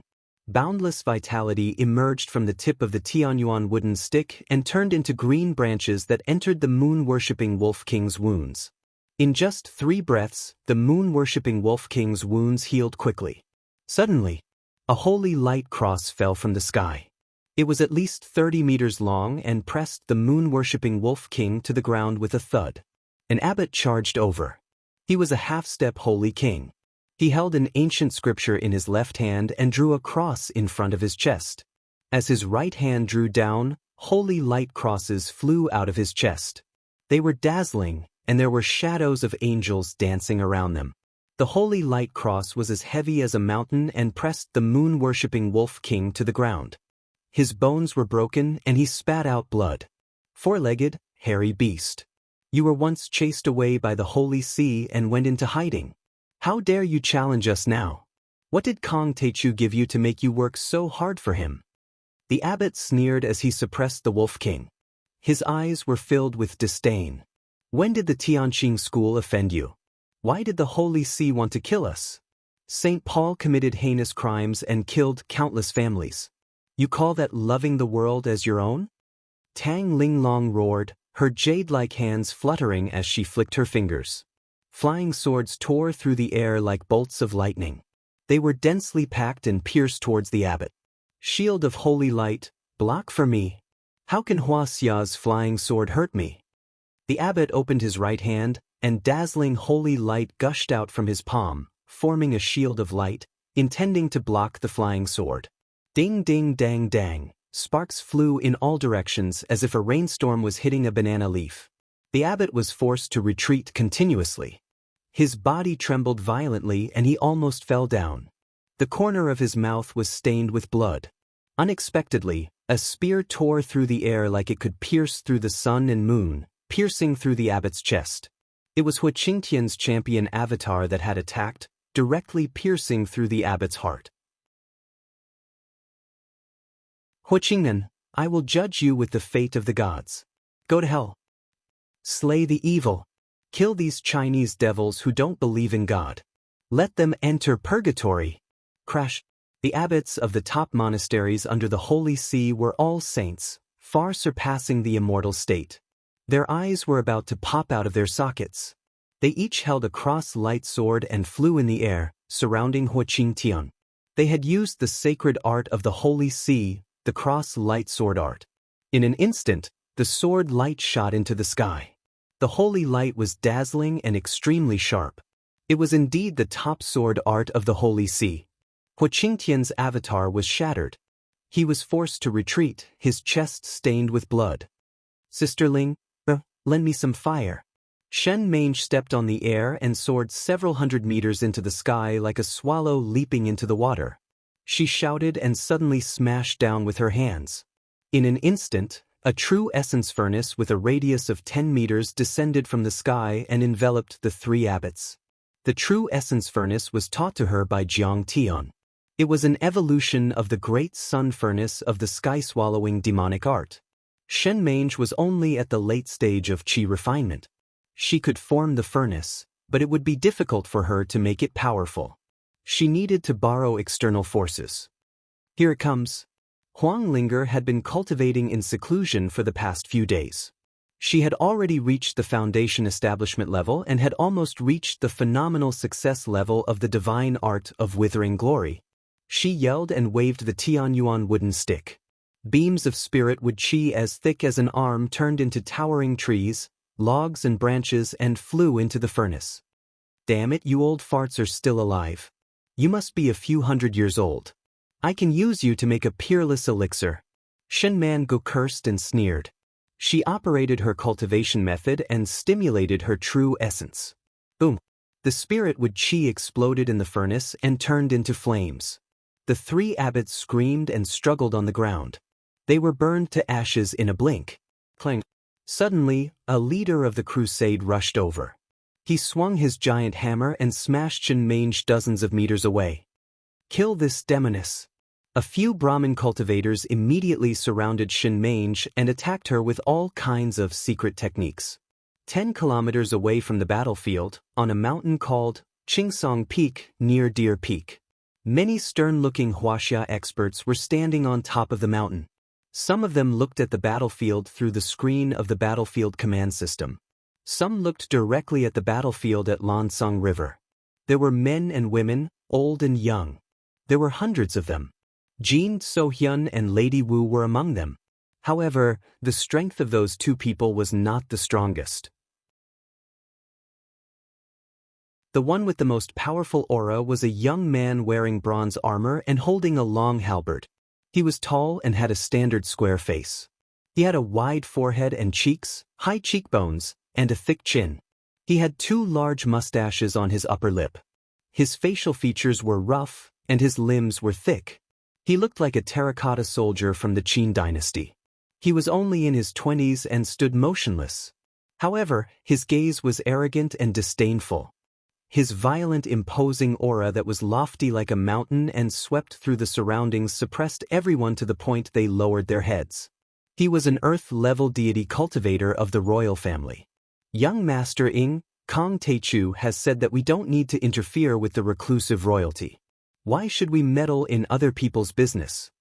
Jin So-hyun looked at the man in bronze armor with fear. He waved his folding fan and said with a smile. This man was the descendant of the Qin dynasty, the leader of the younger generation of the Ing family, Ing Su. Not only was he powerful and talented, but he was also the leader of Huaxia's reclusive royalty alliance. He had a high position and was a man of his word. Not to mention Jin So-hyun, even his father, the head of the Jin family, Jin Lanxiong, had to treat him with respect. Kong Teichu is too arrogant, isn't he? How can he not know what's good for him? Ing Su raised his thick eyebrows and suppressed his anger. His words were like thunder in spring. Every single word rumbled like a cannonball, and it shook the surrounding trees to the point they rustled as if they were being sliced apart by a gale. His eyes were cold and his temperament was wild like a peerless general. He shouted angrily. Now, except for the Holy See and the Brahmin, the reclusive royalty of Huaxia has no reason to stand by and do nothing. Are we going to let them destroy our homeland? He turned his head and glanced at Jin Zishuan in a daze as he questioned, why? What? Is Kong Teichu afraid that our reclusive royalty will rob him of his benefits? The Ing family's action is to protect Huaxia, okay? Did you say that clearly? Jin So-hyun felt a chill run down his spine when he was glanced at like a cold knife, but he still insisted. Of course I said it clearly. We took action for the sake of the common people and the safety of Huaxia, he said with a hoodlum face. But Kong Teichu is too arrogant. He has this confidence. In short, the Jin family and the Li family plan to stand by and do nothing. At this time, Nalin Li and the others also fanned the flames and complained about Jiang Tian's atrocities. Naturally, they wouldn't say that Jin So-hyun coveted Sidoni. In their mouths, Jiang Tian became a supercilious and arrogant madman who didn't know what was good for him. Young Master Ing Su, in my opinion, Kong Teichu doesn't put you in his eyes at all. He wants to take this opportunity to show off his strength and suppress our reclusive royalty. He even wants to trample us under his feet. Naranjinghe moved to Ingsu's side and smiled like a flower. Although her words were soft and gentle, they were vicious and murderous. Bitch, get lost. The reclusive royalty is being discussed. Since when is it your turn to interrupt? Lady Wu shouted at the woman and then waved her sharp knives. She was eager to try. She smiled and said, Ingsu, in my opinion, let's not care about Kong Teichu's opinion. Anyway, the enemy is right in front of us. How can we let them go? Let's just kill them directly. Lady Wu, why are you so cheap? Kong Teichu is so arrogant. Let's see how long he can be arrogant. In the crowd, a young man in a monk's robe said arrogantly. He seemed to be full of dissatisfaction with Jiang Tian. Look, their army of 3,000 is completely beating Tianqing school to the point that they can't fight back.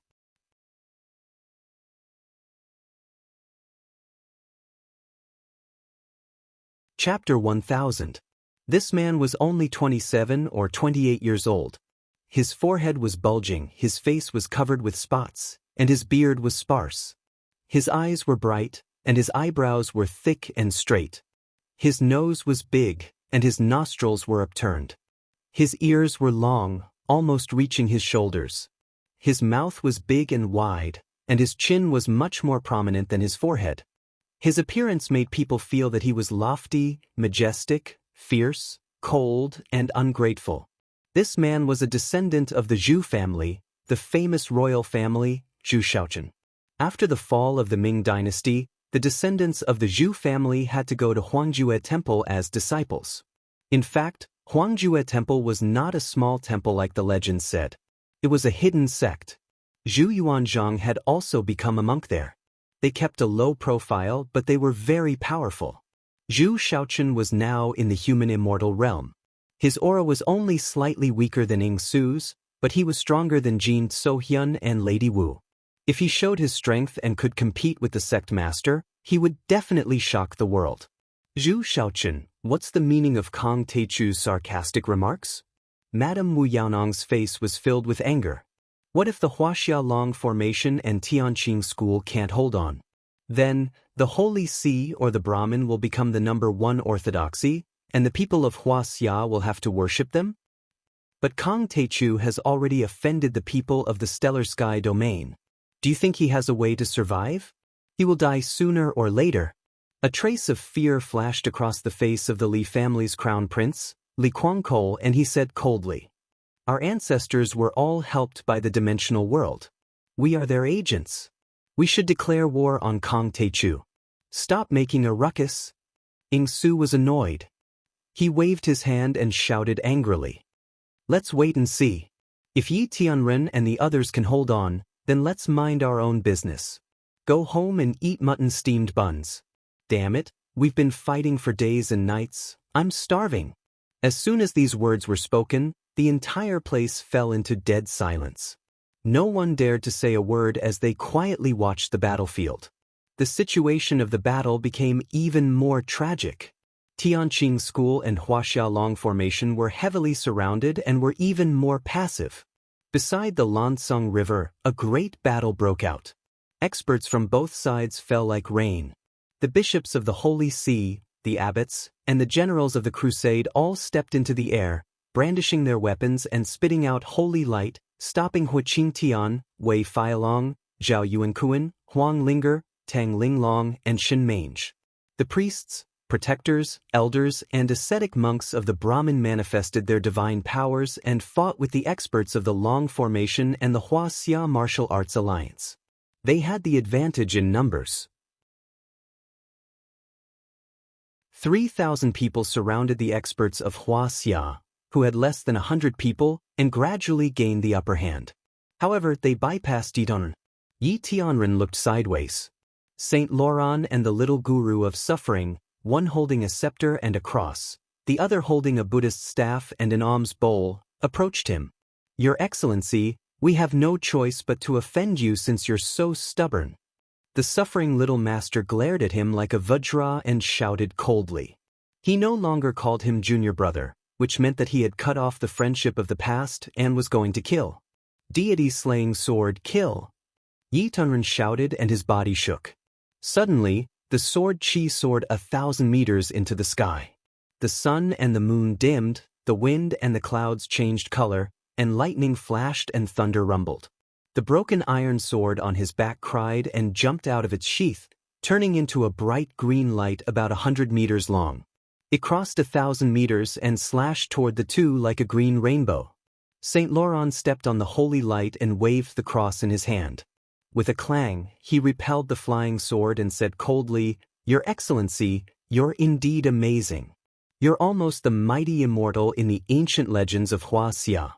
Unfortunately, the path to the stars has been cut off. You're not a reclusive royalty, so you have no chance to enter your immortal ruins. So, you can't become a real deity or immortal in your life. Why don't you believe in the Holy See and have a chance to ascend to heaven? In your dreams." Yi Tianren attacked again and beat Saint Laurent back. "You're so stubborn. This old man is useless. I've practiced the 13 chapters of the Holy See, but I've only mastered half of the last chapter. Today, I'll use this incomplete chapter to challenge your Excellency's Wuxia swordsmanship." Saint Laurent waved the cross, and the power of the holy light surged and turned into a cross-light sword, attacking Yi Tianren. The alms bowl in the little guru of suffering's hand flew up and covered the ground. A golden light gushed out, and in the golden light, there were gods everywhere. At the top were Lord Brahma, Lord Shiva, and Lord Vishnu. There were all kinds of gods below, all of them condensed from Brahman power. The little guru of suffering sneered. "Kasaipa Guru once taught me the 3 forms divine technique, and now I've mastered it. Today, this old man is here to challenge your Excellency's deity-slaying sword. Let's see if you can kill God." The little guru of suffering and the first bishop in council, Saint Laurent, were both brilliant figures in the Middle Ages. They were only one step away from becoming saints and immortals. If it weren't for the dimension behind them that ordered them to monitor Earth, they would have become immortals and gods long ago. Although Yi Tianren was a later generation, he had great opportunities. He was well-versed in Confucianism, Buddhism, and Taoism. He was once the world walker of the Kunlun sect, and also went to Brahmin, Holy See, and Buddhism to study and visit. He founded the Yellow Flame Iron Brigade and fought on the battlefield. He also entered Hongmeng and learned the deity-slaying sword technique. In the end, he was enlightened by Jiang Tian. At this time, he was well-versed in martial arts, spells, and cultivation. He was definitely one of the most powerful people in this era on this planet. The moment the 3 of them fought, the sky darkened, the void shattered, and rocks flew everywhere. The green sword light covered 10 miles, and the holy light filled the mountains. The power of Brahman seemed to break through the 9 heavens and 10 lands. Before this, with the strength of Saint Laurent and the little guru of suffering, or even just one of them, they could completely crush Yi Tianren, let alone working together. But now, the 2 of them couldn't gain the upper hand at all. The sword light flashed, and the light of the East Sea was like 1,000 waves. The sword light overlapped and swept over like a raging wave. It crushed Lord Brahma, Lord Shiva, and Lord Vishnu into pieces. It blasted the golden light and hit the little guru of suffering. Saint Laurent waved his scepter and condensed many shields to block. At the same time, the holy light under his feet spread and his body swayed, retreating a few hundred meters away. The little guru of suffering vomited blood. His clothes were torn and he flew backward. His face was full of shock and disbelief. "Yi Tianren, you have only been in seclusion for 20 years. How did you become so powerful? You have reached the level of divine immortal? Your strength is too terrifying." Saint Laurent was also afraid. It was as if he had met Yi Tianren for the first time. More than 20 years ago, before Yi Tianren went into seclusion, he had also visited the Holy See once to exchange holy arts and Taoist techniques. The person in charge of receiving him was Saint Laurent. At that time, Saint Laurent thought that he had the strength to suppress Yi Tianren. But now, he had no confidence at all.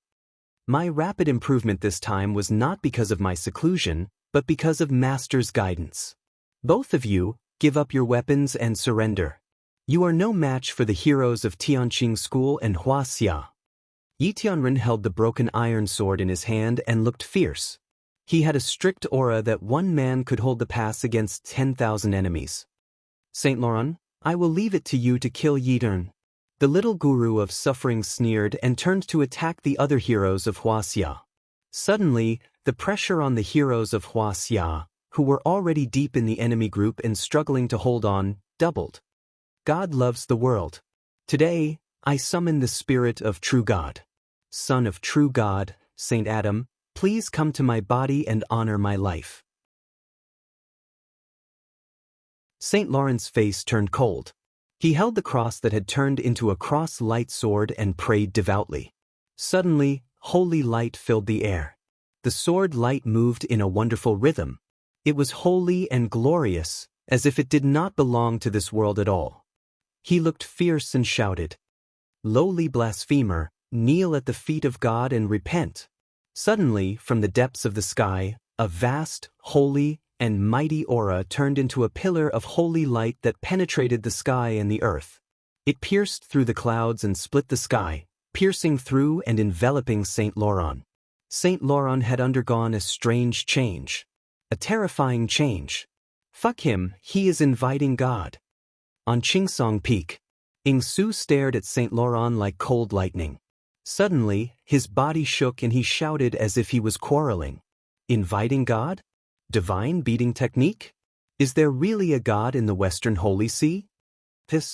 There really is. Everyone looked over and their faces were filled with terror. They were shocked and gasped in unison.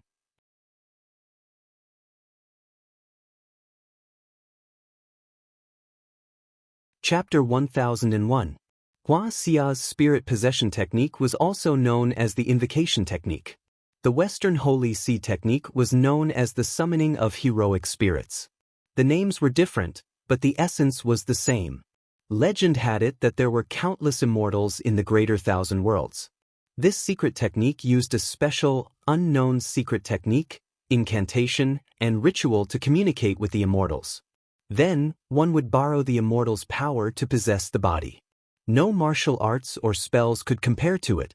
Hua Xia's spirit possession technique or the invocation technique had also declined. For example, in the northeastern region, there was a widespread practice of jumping gods and inviting gods to possess one's body. Usually, it was a hedgehog, snake, or weasel that had cultivated into a spirit. It was called inviting yellow immortal, willow immortal, rat immortal, and so on. They weren't true gods yet, but they already had a certain level of magic power and could cure diseases and avoid disasters. Once a true god's heroic spirit was summoned, it was a power that didn't belong to this world. Sacred arts, Sanskrit, martial arts, spells, and so on had to stand aside. As for traditional martial arts and combat arts, they weren't even worth mentioning. Under the shroud of holy light, Saint Laurent's body also erupted with dazzling holy light, and a demonic vertical eye appeared between his eyebrows. At this time, the holy power all over his body had become 10 times, 100 times richer. His whole body was bright as if it was made of strange metal. He seemed to have become a different person. His facial features were distorted, and he looked even more holy and divine. Dazzling light shone like the sun in the sky. Waves of hair-raising power burst out and suppressed the area within a few kilometers. Even Yingsu and the others could feel it. Clang. Saint Laurent covered Yi Tianren with his palm. Endless holy light turned into a blazing sea of flames and intertwined to form the divine punishment law. It was like the Milky Way hanging upside down as it smashed down. Yi Tianren met it with his sword, but it immediately shattered. He spat out blood and flew backward. Yi Tianren rose into the air and stood proudly with his sword. He shouted, "The enemy is ferocious. Everyone, retreat. I'll cover you. Retreat." All of a sudden, many experts from the Tianqing school and the Wuxia Long formation displayed their unique skills and killed hundreds of people in a row, forcibly tearing a gap in the encirclement. Then, they turned into streaks of light and ran in the direction of Deer Peak. Is the spirit of a true god so powerful? He can suppress the earth immortal Yi Tianren. At this moment, cries of surprise rang out on Pine Peak. Everyone had different reactions. Ha, Kong Teichu, oh Kong Teichu, you ignored my cooperation plan and underestimated the Holy See and the Brahmin. You are indeed ignorant. Now that the true God has descended and possessed the body of a heroic spirit, I'm afraid that Tianqing School and Huaxia Long Formation will be completely wiped out. It's good that they are destroyed. Our Aizen-Joro family may be restored. Huaxia can't live without an emperor. Jin So-hyun, Nalin Li, and Narenqinghe were excited, but their eyes were filled with gloating, and the corners of their mouths were twitching crazily. Prepare for battle.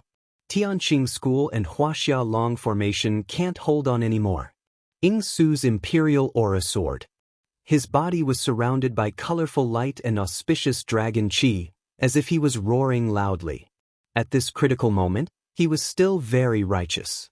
Moreover, the Ing family had always been loyal and straightforward. When the Qin emperor rushed out of Tong Pass to destroy the 6 states and unify the world, they were proud, but Huaxia was their home. Young Master Ing, if we attack now, it's very likely that we will be completely wiped out. Zhu Shaochen sneered and said disdainfully, if Kong Teichu is so capable, why doesn't he fight himself? We've shed blood and sacrificed countless lives. He's hiding behind us, but he's still talking nonsense. What kind of ability is that? I'm not fighting. Li Kuangkol of the Li family also shook his head and said, the Li family is not fighting either. It's not like the Li family is in charge now. Didn't Kong Teichu say that he's going to take on 2 orthodoxies alone and not let us meddle in other people's business? Since he has the ability to deal with it, let's just watch the show. Kong Teichu is arrogant and overconfident. Let's see how long he can be arrogant for. You're not fighting? You're not going to help? Ing Su was a little confused. He looked at the reclusive royalty and the dragon protection lineage in surprise. Say what? Jin So-hyun said disdainfully. Kong Teichu will not cooperate with us. What's more, he has offended the immortals of the Stellar Sky domain. He will die sooner or later. Stellar Sky domain, hot ruins of immortals? Immortals? Immortals? Ha! Ing Su's eyes widened, and his expression was complicated. At this moment, he was a little impressed by Jiang Tian.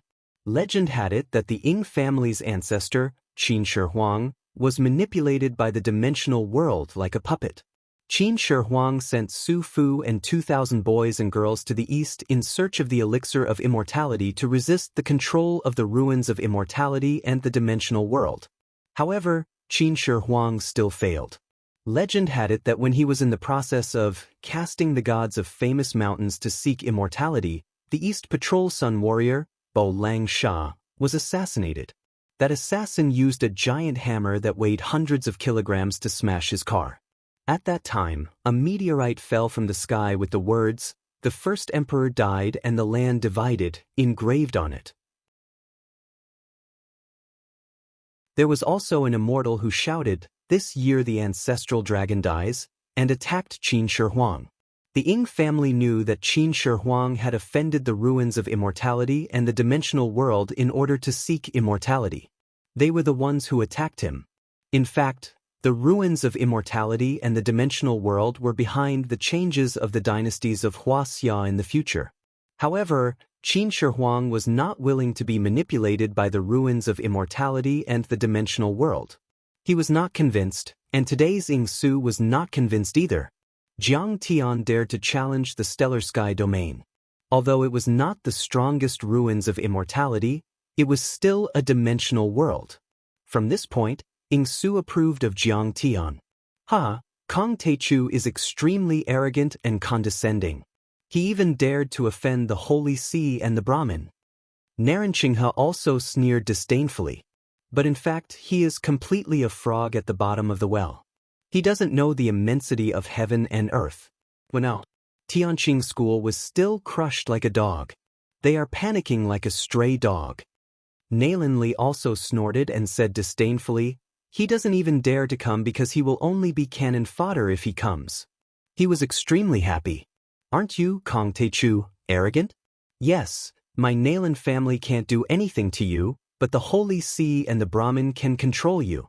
Jiangtian, oh Jiangtian, Why don't you come and see how your henchmen are being trampled? Zhu Shaochen touched his chin and snorted. Doesn't Kong Teichu want to be surrounded by enemies? He even rejected our reclusive royalty's help. Then let's fulfill his wish. Let's see how long he can last. If we continue to help him, won't we be cheap? Li Kuangkol also sneered and agreed. With Jin So-hyun and Nalin Li fanning the flames, almost all the reclusive royalty abandoned Jiang Tian. The hidden royal family considered themselves to be the son of heaven. They thought highly of themselves and were extremely arrogant. Helping Jiang Tian was already lowering their own status. They thought that Jiang Tian would be grateful, but who knew that Jiang Tian didn't appreciate it at all? Instead, he said that they were meddling in other people's business. How could they not be angry?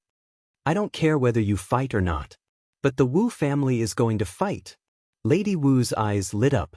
She waved her 2 swords and led Luo Fei and a group of female warriors to attack. Hey, stop. At this moment, a ray of light pierced through the sky and suddenly stopped. The martial demon lady did not release her blade and looked over with a frown. She saw a handsome young man in a white outfit standing in the air. He seemed to be walking on an invisible ladder. His strength was definitely beyond the immortal state or even higher. Lady Wu was startled. She didn't know whether this person was a friend or a foe. Tianqing School is killing people. You people should stay away. Don't be scared. The young man was calm and composed as he spoke. Fuck, I have become an outsider. Lady Wu landed on the ground and looked up at the young man. She was so angry that she almost vomited blood. She was a descendant of the reclusive royalty and had killed many people from the Holy See and the Brahmin. How could she be looked down upon? Jin So-hyun saw Jiang Tian and his eyes narrowed. He then stepped forward and said sarcastically, "Are you blind? Don't you see that Saint Laurent has asked the true God's spirit to descend? Don't you see that the crusade, the 6 great monasteries and the Brahmin army have defeated Tianqing School?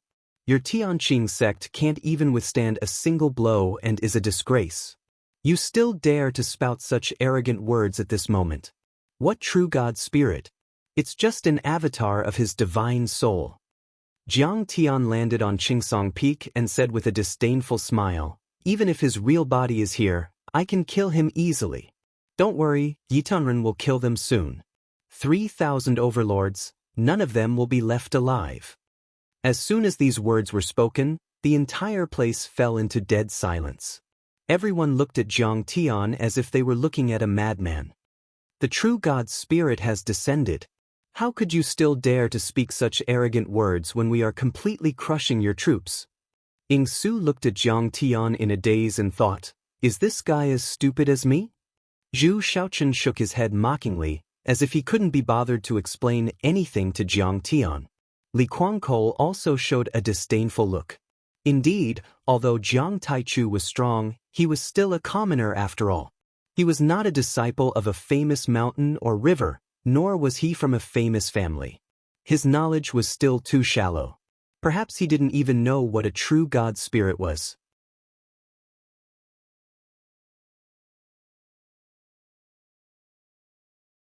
Chapter 1002. This time, the Crusade and the 6 great monasteries had joined forces with the Brahmin army. There were 3,000 top powerhouses, and Saint Laurent had even invited a true God spirit to possess him.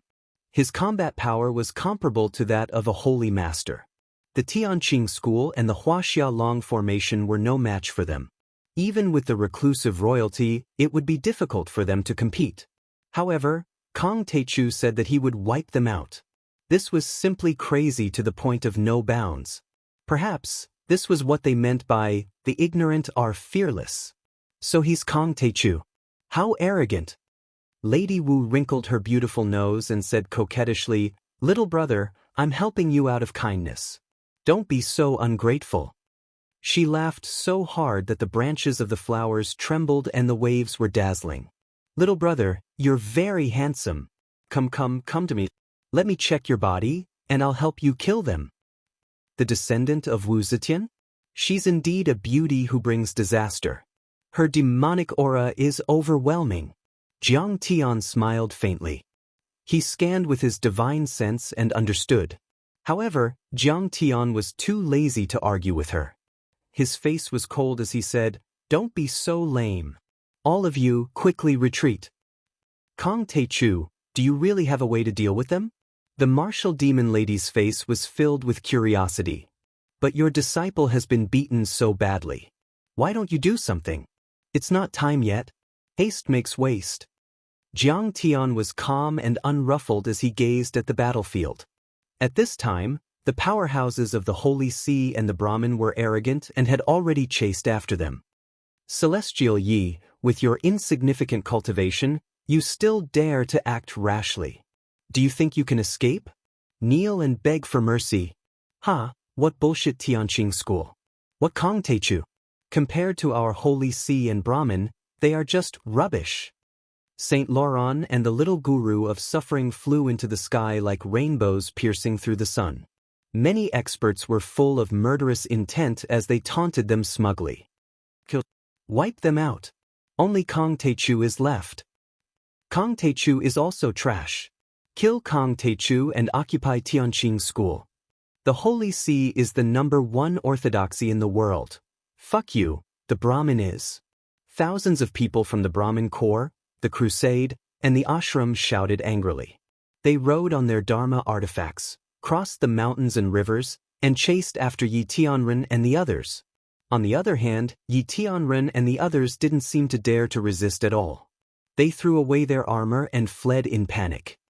Kong Teichu, when you rejected me, did you think that you would be chased like a stray dog today? Nailin Li also laughed smugly. He was instantly revived and said arrogantly, "Kneel down and beg for mercy. Hurry up and kneel and beg for mercy." If the reclusive imperial family and the dragon protector bloodline are in a good mood, we might help you fight the enemy. Kong Teichu, you are just a commoner. You have offended me many times before. Now that your life is at stake, you better apologize to me now. Jin Zixuan took a step forward and snorted coldly. My Aizenjoro family and the Holy See have some friendship. When the time comes, I will put in a good word for you. Maybe you will have a chance to live. In the Qing dynasty, Tang Rong, a missionary of the Holy See, had saved Xiao Zhuang's life. When Kangxi saw him, he had to greet him as a disciple. In addition, famous missionaries such as Lang Shining had a good relationship with the royal family of the Qing dynasty. In fact, Jin Sohyun was the only one who could talk to the Holy See. Other than that, the royal family had no relationship with them. Jin Sohyun, you better kneel down and beg for mercy now, or I will kill you later. A cold, killing intent flashed in Jiang Tian's eyes, and the corners of his mouth curved into a cruel smile. 2 days ago, Jiang Tian had let him go for fear that he would agitate Qing. But in fact, Jiang Tian still wanted to kill him. Now that he saw him, how could he let him go? Kong Teichu, in my eyes, you are just an ant. Insect. You are so presumptuous. Ridiculous. You overestimate yourself. Do you know that now I am your big savior, your only savior? Jin Sohyun was so angry that his whole body trembled. His face was livid. He flung his sleeves and shouted coldly. You will cry very loudly in a moment. They killed your disciple and will kill you immediately. You don't know what is good for you. Mortals are mortals after all. You are so short-sighted that you don't know the principle of hiding your strength and uniting other forces. Narenqinghe's face was full of disdain. She shook her head and snorted softly. Originally, she was very envious and jealous of Zhao Xueqing, but at this moment, she even sympathized with Zhao Xueqing. Such an idiotic husband had caused so much trouble. He had given up so many chances to save himself, and now he was doomed eternally. Jiang Tian would die, Tianqing school would be destroyed, and Zhao Xueqing would become a widow. No, she would even be killed by the Holy See. Oh my God! Are Tianqing school and Huaxiaolong formation a bunch of idiots? How did they get into the gourd cave? Suddenly, Nailin Li burst into laughter. His face was full of sarcasm. Everyone's face also changed. They looked at Yi Tianren and the others in disbelief, as if they were looking at a bunch of idiots. This gourd cave is like a gourd. Once someone blocks the entrance, they can't get out. Zhu Shaochen took out the battle map and said mockingly, Tianqing School's Heavenly Strategy Unit is said to be a godlike strategist. In my opinion, they are still lacking. They should read more about the art of war. A bunch of idiots. Only an idiot like Kong Teichu would teach such idiots. Jin Sohyun sneered and shook his head disdainfully.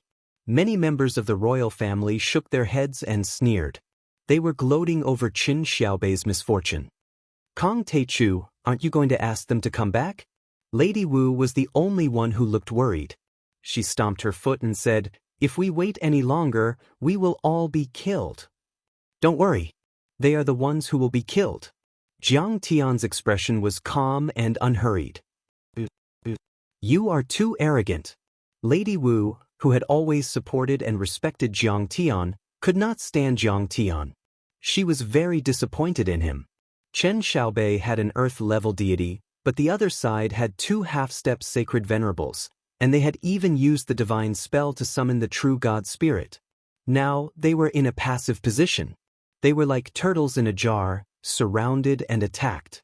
However, as their master and sect master, Jiang Tian actually stood by and watched as their disciples died. Such a harsh and merciless person truly caused her to be extremely disappointed in Jiang Tian. Sush. Yi Tianren and the others entered the gourd cave. Saint Laurent, the little guru of suffering, and the others followed closely behind. Heretics, come out on your knees. Kneel before the Pope and repent for 10 years, and I will spare your lives. Blasphemers without faith, this time, we, the Crusade, will let you know who the #1 orthodoxy is. The Brahmin will crush you bunch of Huaxia people into pieces and turn you into puppets. They stood guard at the strategic location, searching and pushing forward. They shouted loudly as if Yi Tianren and the others were lambs waiting to be slaughtered. Everyone, you will all die here today. With a soft shout, Celestial Yi and the others suddenly reappeared. At this moment, he was no longer panicking. He was confident that victory was in his hands, and he was proud that he had lured the enemies into a trap. Yi Tianren, little worm, don't be stubborn. Do you know that I am the spirit of a true god? Now that I have descended to the mortal world, killing you will be as easy as killing a chicken. St. Paul's vertical eye flickered as he spoke coldly. However, the voice did not belong to him. It was an unfamiliar voice. Surrender. I know that your master Kong Teichu is outside. If you surrender, I will not kill you. I will kill Kong Teichu immediately, and you will lead Tianqing School in the future. How about that? Of course, Tianqing School will change its name. It will be called Tianqing Monastery. The voice was sonorous and majestic, like thunder from the 9th heaven. It was so loud that it made people's eardrums feel like they were about to burst. Their minds were spinning. Even the little guru of suffering could not withstand it. He was on the verge of collapse. At this moment, the spirit of a true God descended upon St. Paul. He was like the sun in the sky, emitting boundless holy light. The people around him could not help but want to kneel down. The little guru of suffering's eyes were cold. He thought quickly and summoned his spirit. It was clear that the true God of the Holy Sea's holy tomb had awakened. However, the true God of the Brahmin's Death Hill was not awakened. After killing Kong Teichu and crushing Tianqing School, the Holy See and the Brahmin would have to fight. When that time came, the Brahmin would be under pressure. Ready! Suddenly Yi Tianren gave an order. A few members of the Sky Troop tore off the camouflage cloth on a military truck, revealing a 5-meter-long black weapon that looked like a lotus flower. The medium-sized Kuelian was revealed today.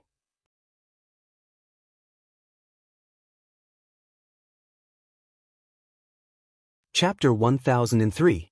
A dozen elites of the Heavenly Army, who had been trained by the Sidoni Academy of Sciences, the Artifact Refining Hall and the Kuelian Research Center, controlled the devices and shouted, Furnace check normal. No cracks. Explosive crystals check normal. Normal combustion. Array check normal. No cracks. Foundation check normal. Cannon check normal. Voices sounded one after another as they reported to Yi Tunren. The medium-sized Kuelian wasn't as intimidating as the giant Kuelian. Instead, it was delicate and beautiful. It didn't look like a weapon, but an exquisite piece of art. As the Kuelian operated, the metal petals opened and revealed the honeycomb-like stamen. What's that? Cannons? Or missiles? The leaders of the Crusaders laughed sinisterly. Their eyes were filled with mockery as if Heavenly Yi was a bunch of idiots. They were determined to win this battle. Saint Laurent was a bishop in the Privy Council who could summon the spirits of true gods. When a true god awakened, he would have at least 1/10 of the power of a true god. Not to mention Yi Tianren, cannons and missiles, even Kong Teichu and nuclear weapons might not be able to kill him. You've run out of tricks. You want to kill us with firearms? Don't you know we're all saints and sacred kings? You can't kill us unless you're a nuclear weapon. The disciples of the Brahmins also had mocking expressions on their faces. They approached slowly and mockingly, as if they were looking at a mouse struggling under the claws of a cat. Number 1 Kuelian Alchemy Furnace Normal. Firing at full power. Ready to fire. Please give your instructions. Number 2 Kuelian Alchemy Furnace Normal. Fired. Number 3 Alchemy Furnace Normal. Firing at full power. Ready to fire. The members of the heavenly army roared. Their eyes were murderous, as if they were war generals ready to slaughter gods. Today I'll kill gods for the world to see. Yi Tunren sneered and waved his right hand. Fire. Immediately, the pill furnaces were all fired up, and the runes on their bases lit up. All the arrays were activated, and the violent energy from the exploding crystals surged. The massive cannon slowly rose into the air like a flower from hell. It aimed its stamen at the invaders, and a terrifying might burst forth, causing the space around it to warp and blur. It was as if 10,000 ghosts were howling and beasts were roaring. Beams of light tore through the sky, and the sky above the gourd cave shook violently, as if it was about to split open. The sky splitters whizzed out of the stamen and shot toward the crusade and the Brahmin divine army. In the 1950s, when the Holy See and the U.S. military were fighting in the Mediterranean Sea, I once took a Patriot missile head-on. What was this small cannonball to him? Are you going to tickle me? A saint-level general of the crusade sneered and rose into the air. He was tall and mighty, but his speed was extremely fast. He quickly rose to 3 times the speed of sound and threw a punch at a sky splitter. Bang! After a muffled sound, the general turned into a cloud of blood and disappeared in the blink of an eye. What? Fitzrun? St. Roland's eyelids twitched and he exclaimed, reminding everyone to retreat. At the same time, the vertical eye shot out beams of dazzling holy light toward the heaven splitter heavy cannons. But it was too late. On the sky splitter hammer heavy cannon, runes flickered, and countless exploding crystals exploded under the effect of the array. It was as if a few suns had exploded in the sky, and the roar was earth-shattering. The violent lightning and pressure melted all the rocks in the valley within a 10-mile radius into magma, and the trees were instantly carbonized. Terrifying cracks appeared on the ground, and scorched earth was everywhere. Bolts of lightning that were as thick as an arm or even a thigh covered an area of 5 to 6 kilometers and exploded in all directions, crushing and shattering the void. Bang! Bang! Bang! The overlords exploded one after another under the great pressure and turned into a rain of flesh. The next moment, they were burned into ashes by the high temperature and lightning. Some of them turned into charcoal and exploded, instantly disappearing on the spot. Not even a trace of them was left. How is this possible? The little guru of suffering stepped in the air and retreated out of the valley as fast as a flash of light. He screamed as if he had seen a demon. Even though he was moving at 3 times the speed of sound, he was still affected by the shockwaves. His linen clothes were burnt to shreds, and his skin and flesh were torn apart. His body was charred black, and he kept coughing out blood. His internal organs were also shattered. The entire army was annihilated. There were 1,000 private soldiers of the Brahmin, all of whom were overlords above the immortal state and a few guardians at the mortal deity level. They were all killed without even having the chance to scream. We were set up by Kong Teichu. Those bastards are really insidious. The deity possessed by Saint Laurent was so angry that he almost vomited blood. He wanted to tear Jiang Tian into pieces and burn his bones into ashes. The Crusaders and the 6 monasteries of the Holy See were also completely annihilated. Not a single one of them was left. This was the biggest loss the Holy See had suffered in the past 2,000 years.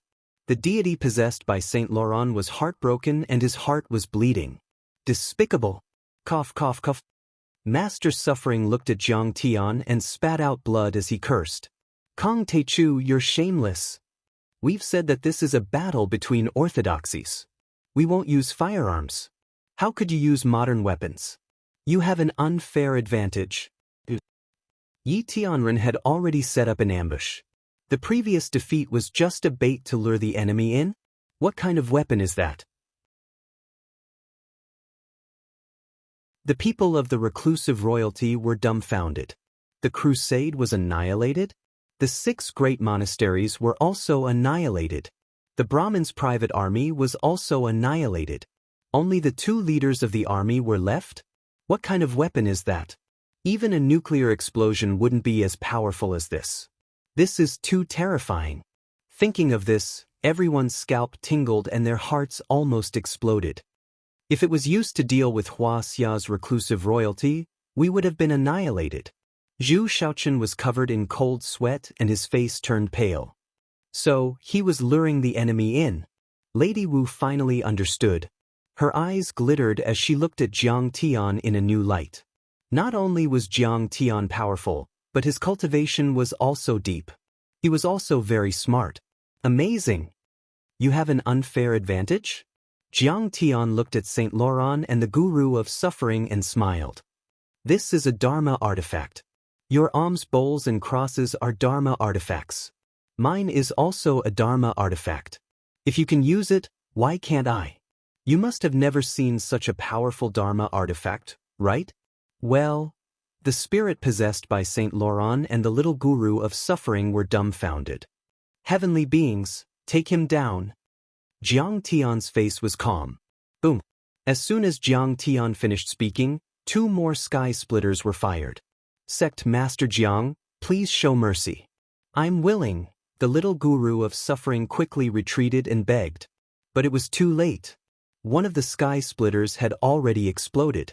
He didn't even last for a second before he was completely vaporized and disappeared from the world. Kong Teichu, you're so fierce and evil. You're indeed an unparalleled demon. When I arrive in my true form, I'll tear you to pieces. The deity possessed by Saint Roland was scared out of his wits. He had been prepared for this, so he roared and turned into a beam of light. He traveled 10 kilometers in one step, surpassing 10 times the speed of sound and pierced into the distant sky. But the sky splitters were Mach 12. They caught up with him in a blink and let out thousands of thunderbolts. Boom! As if a supernova had exploded, Saint Roland blossomed with holy light, illuminating everything within a radius of 30 miles.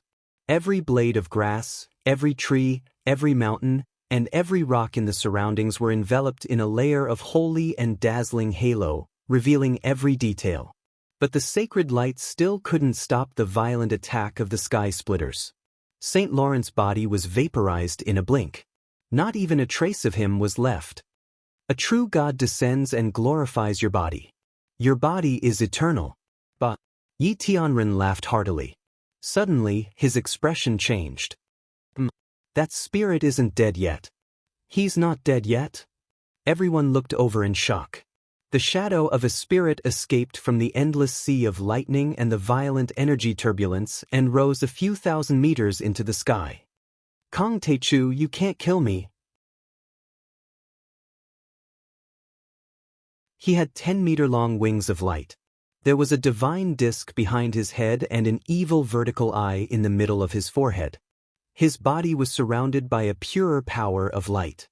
He roared to the sky and was about to fly away. Is that the spirit of a true God? He can resist the sea of lightning.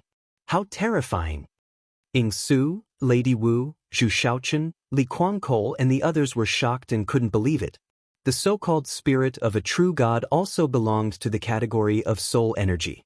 The soul energy of ghosts, Li Pe and primordial spirit were all tangible but immaterial. They were extremely weak and would be destroyed by the wind or the sun. But this spirit of a true god was able to break through the lightning cannon fire within a few thousand meters. It was extremely powerful and terrifying. Just a divine soul avatar was already this powerful. Who knew how terrifying and powerful this true god's main body, Saint Adam, was? But at least they could conclude that if their reclusive royalty went up against him, they would be killed in a matter of minutes. They wouldn't even have the strength to challenge him. You're indeed a member of the light sacred clan from the depths of the universe. Jiang Tian sneered. But you're still too weak. You can't resist the sky splitters. Jiang Tian's eyes suddenly became cold. He grunted and said, Heavenly being, I don't think he's smooth enough. Try again.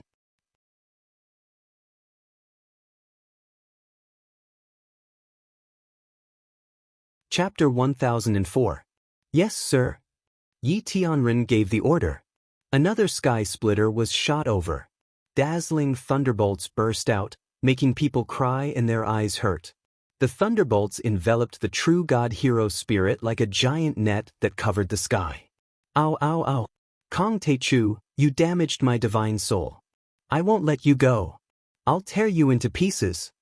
The true god hero spirit dashed left and right, twisting and turning into a ray of light that pierced through heaven and earth. Suddenly, it rolled like a fireball. But in the end, the thunderbolts were annihilated. All the divine souls were torn into pieces by the thunderbolts and completely disappeared. A touch of blue appeared in the sky.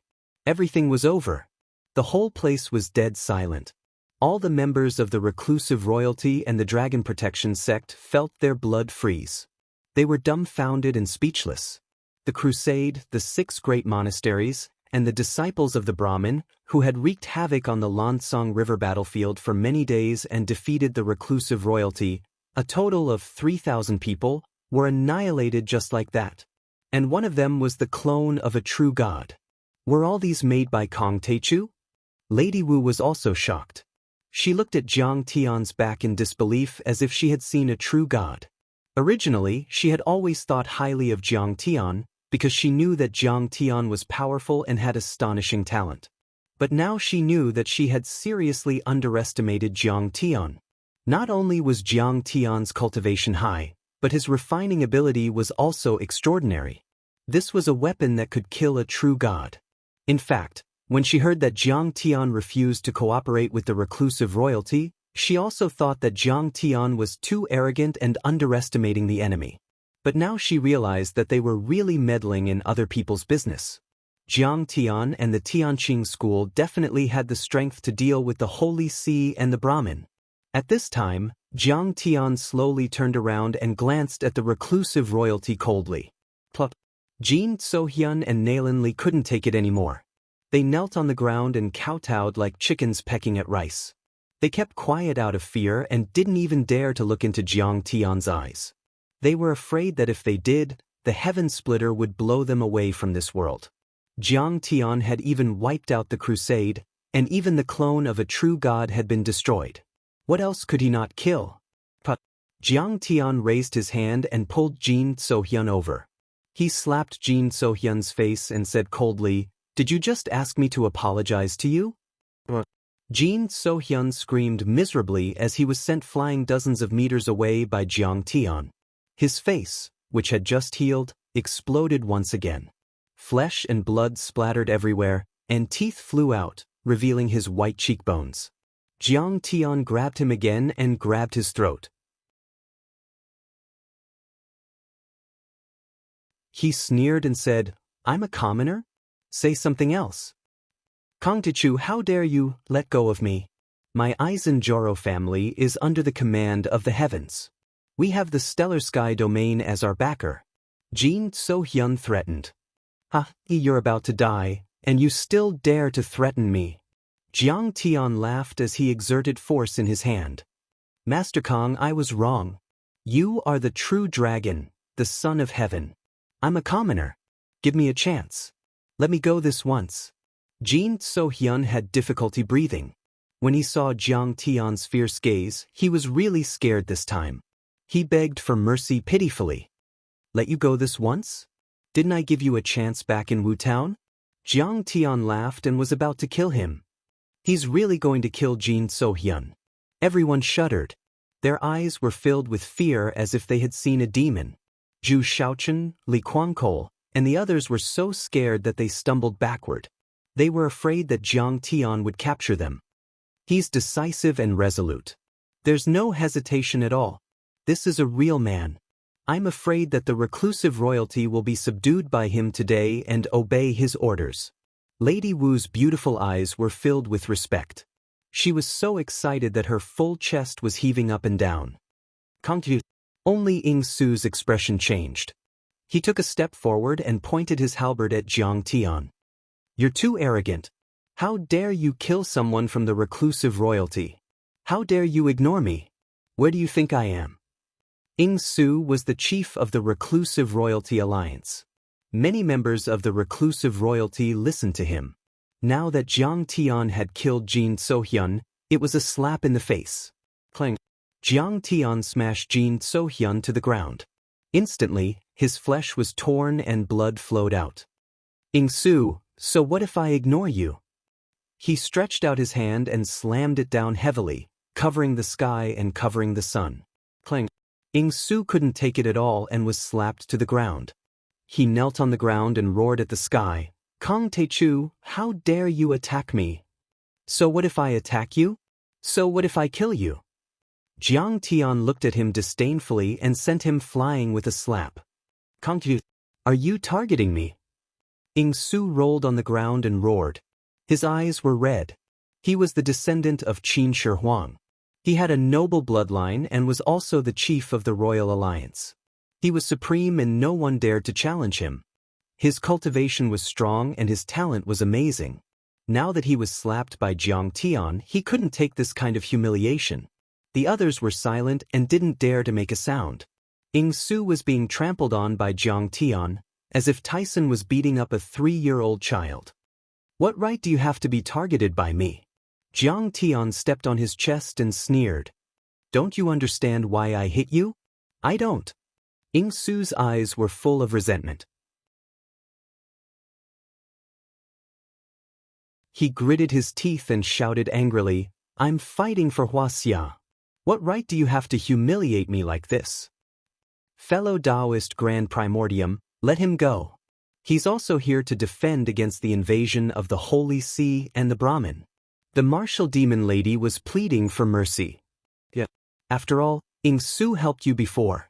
Although no one dared to speak and some even trembled in fear, they were still a little angry in their hearts. No matter what, they were here to defend against the invasion and help Tianqing School. Do I need your help? Jiang Tian's eyes were cold and he shouted coldly. Do you think your reclusive royalty is very powerful? How many people have you killed? How many have I killed? As soon as these words came out, everyone's faces were filled with embarrassment. Jiang Tian was telling the truth. In this battle, Jiang Taichu had killed 3,000 experts, while they had fought bitterly for the past few days, yet they had only killed a few dozen people, which was not even a fraction of the total. How could they compare to Jiang Taichu? The entire reclusive royalty was not as good as Tianqing schools, nor was it as good as the massacre just now. We didn't make any contributions, but we did work hard. Lady Wu held back her embarrassment and defended herself weakly. Contributions? What contributions do you have? Jiang Tian scolded him to his face. Originally, Tianqing School brought the Quellian back to China to lure the enemy in and catch the turtle in a jar.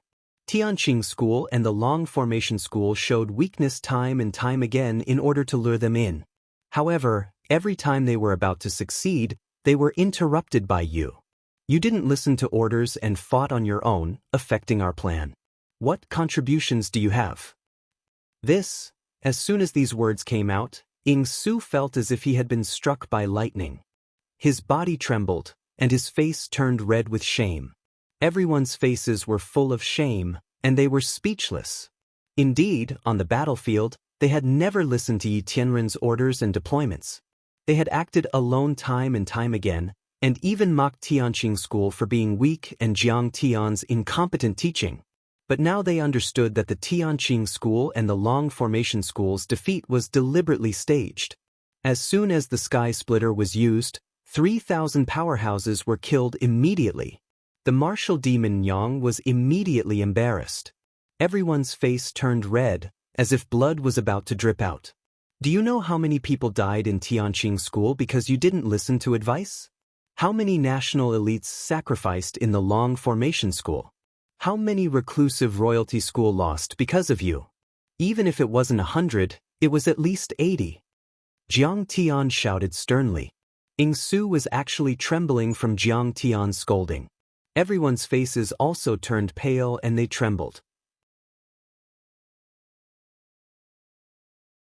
At this time, a strong sense of regret surged up to the top of their heads. Their hearts were full of regret. Jiang Tian's announcement was issued a few days ago, and his attitude was very clear and firm. But at that time, they thought that Jiang Tian was ungrateful and stubborn. They even thought that Jiang Tian wanted to compete with them for merits and benefits. If they had listened to Jiang Tian, perhaps these sacrifices would have been completely unnecessary. Jiang Tian said with a dignified look, "Didn't I ask Jin So-hyun to inform you before? Didn't I say before? Do you think my words are nonsense? You've disrupted my plans time and time again. Do you want me to thank you? Ying Su, you're the commander of the reclusive royalty school, aren't you?" Jiang Tian looked down at Ying Su and shouted. "That's right, it's me." Ying Su straightened his neck and shouted. "Smith." Jiang Tian slapped him in the face and sent him flying. He shouted angrily, "Back then, your ancestors swept through the 6 countries and unified Wuxia. They were good at commanding troops, but you don't even know basic military knowledge. This is not a game, this is a battlefield. We are the main army. Don't you understand? I'm not your subordinate. I'm the supreme royal family. Why should I listen to you?" Ying Su struggled to get up, waved his halberd, and shouted angrily, "From today onwards, I, the reclusive royalty school, declare war on you, Kong Teichu."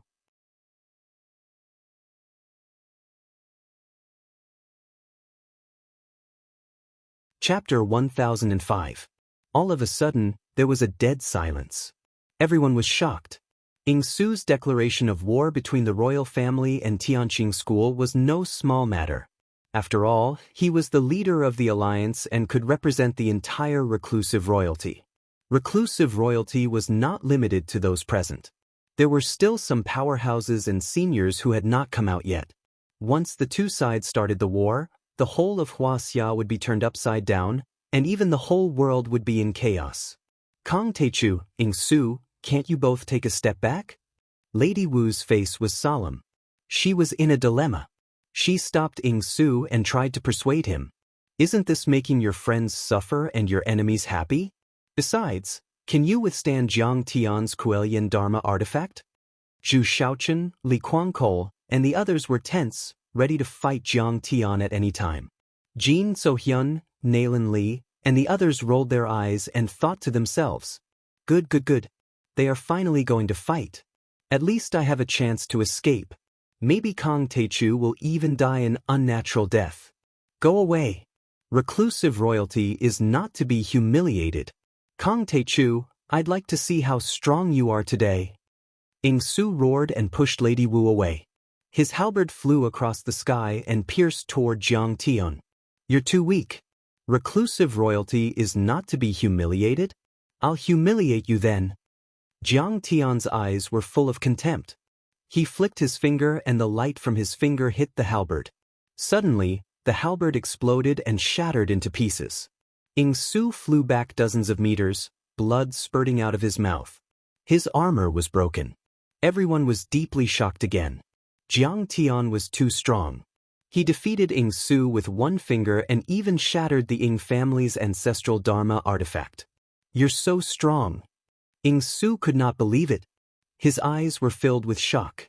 However, he immediately roared and rushed towards Jiang Tian. "But I refuse to accept this. I will kill you." Su, stop. At this moment, a dignified shout was heard. A streak of black light tore through the air like a comet, traversing a distance of more than 10 kilometers in the blink of an eye and landing on the Deer Peak not far away. This person's aura burst forth, spanning across a distance of several thousand meters, pressing down on Su's chest, subduing him. Only then did the crowd clearly see that it was actually an old man wearing a black robe and holding a walking stick. This old man had the skin of a chicken and the head of a crane. His teeth were missing, and his mouth was shriveled. His back was hunched, and he was leaning on a dragon-headed walking stick. It can't be him, right? Everyone suddenly thought of a person, and they couldn't help but feel their scalps go numb, and their hearts almost exploded. It's Laozu. Even Yi Tianren, who had just walked out of the gourd cave, tensed up, and his heart almost jumped out of his throat. Laozu was the oldest person in the Ying family. No one knew how long his lifespan was. He was a living fossil, and his strength was unfathomable. Reclusive royalty owners had to listen to his orders, and no one dared to disobey him. When Yi Tianren was in Hongmeng, several ancestral patriarchs in Hongmeng had a whole new level of respect for him, and they treated him with caution. One should know that the ancestral patriarchs in Hongmeng were all celestial immortals, and some of them had even surpassed celestial immortals. Even the Kunlun sect master during the Republic of China had to be courteous when Laozu was mentioned, and they did not dare to provoke him. Yi Tianren had even visited the Ying family in Tongguan and received guidance from them several times. Laozu's strength and cultivation were not to be underestimated. He could be considered Yi Tianren Sr. Another two figures flashed through the sky and descended on Deer Peak, and they stood behind Laozu.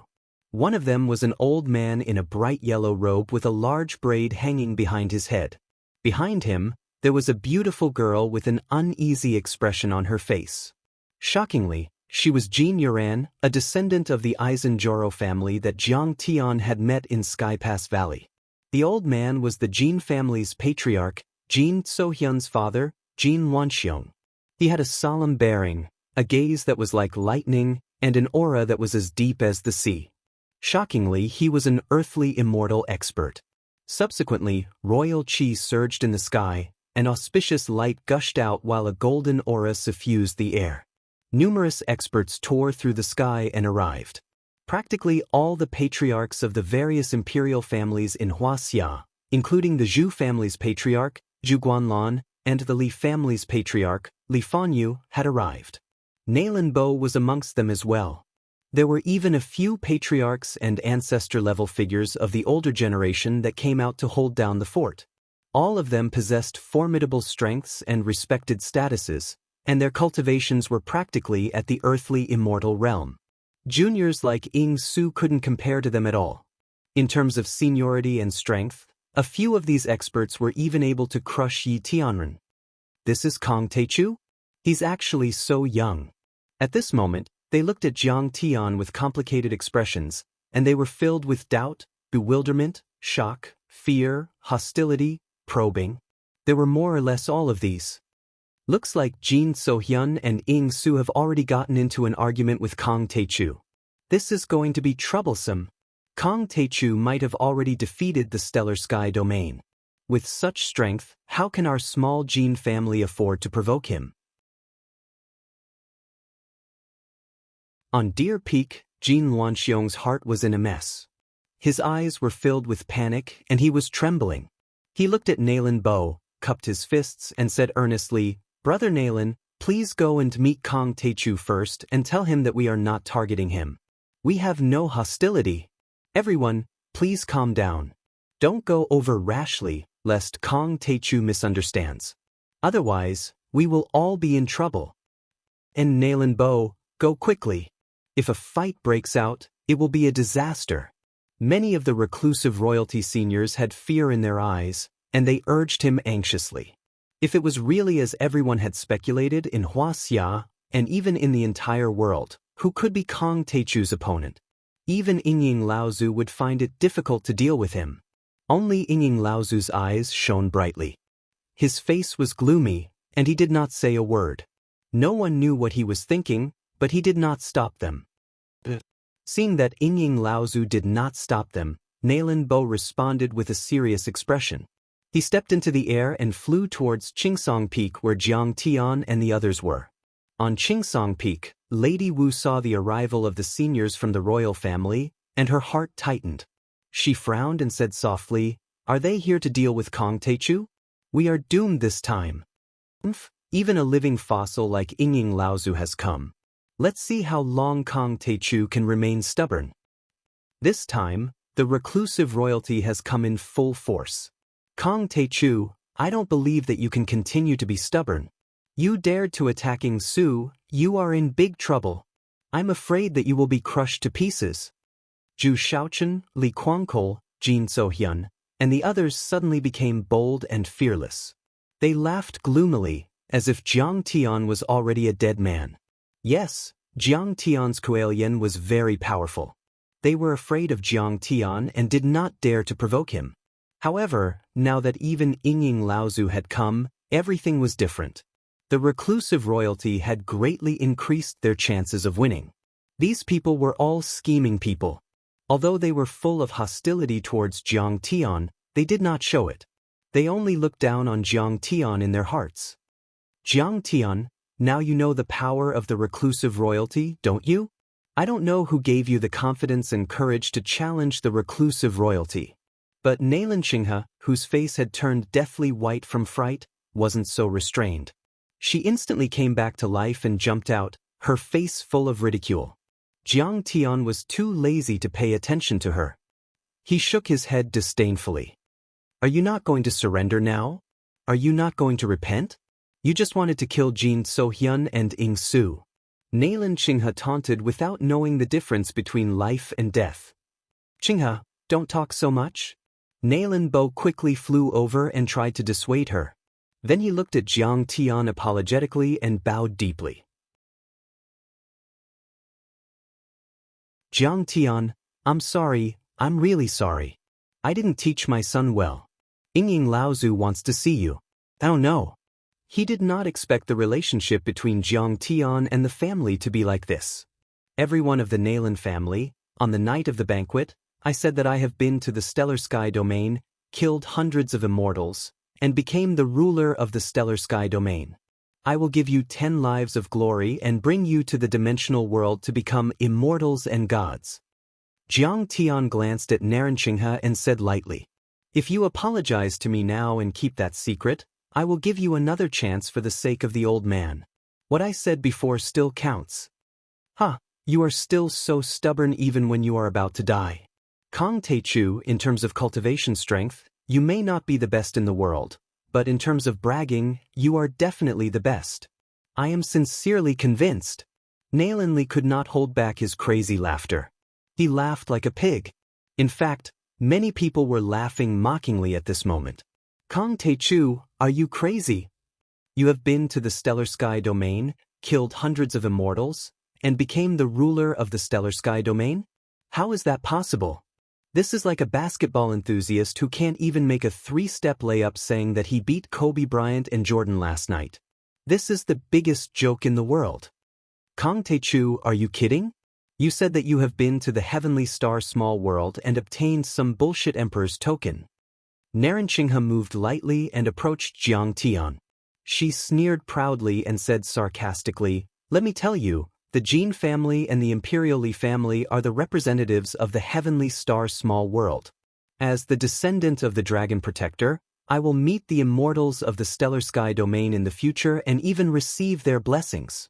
In the future, the Nalan family will be in existence that you will not be able to reach." She looked down at Jiang Tian as if she was looking at an ant and mocked him as much as she could.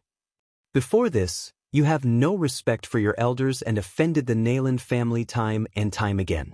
You even fought and humiliated us. Now you want us to keep your secret? Dream on. We will announce it to the world immediately. Now, reclusive royalty experts have gathered to deal with you.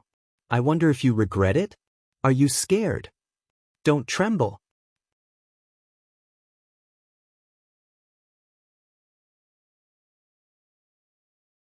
Chapter 1006. Clan head Jin. Hurry up and kill Kong Taechu. Kong Taechu wanted to kill Jin So-hyun just now. He wanted to kill Ing Su just now. How can the Ing family just stand by and do nothing? Ing Laozu, do it?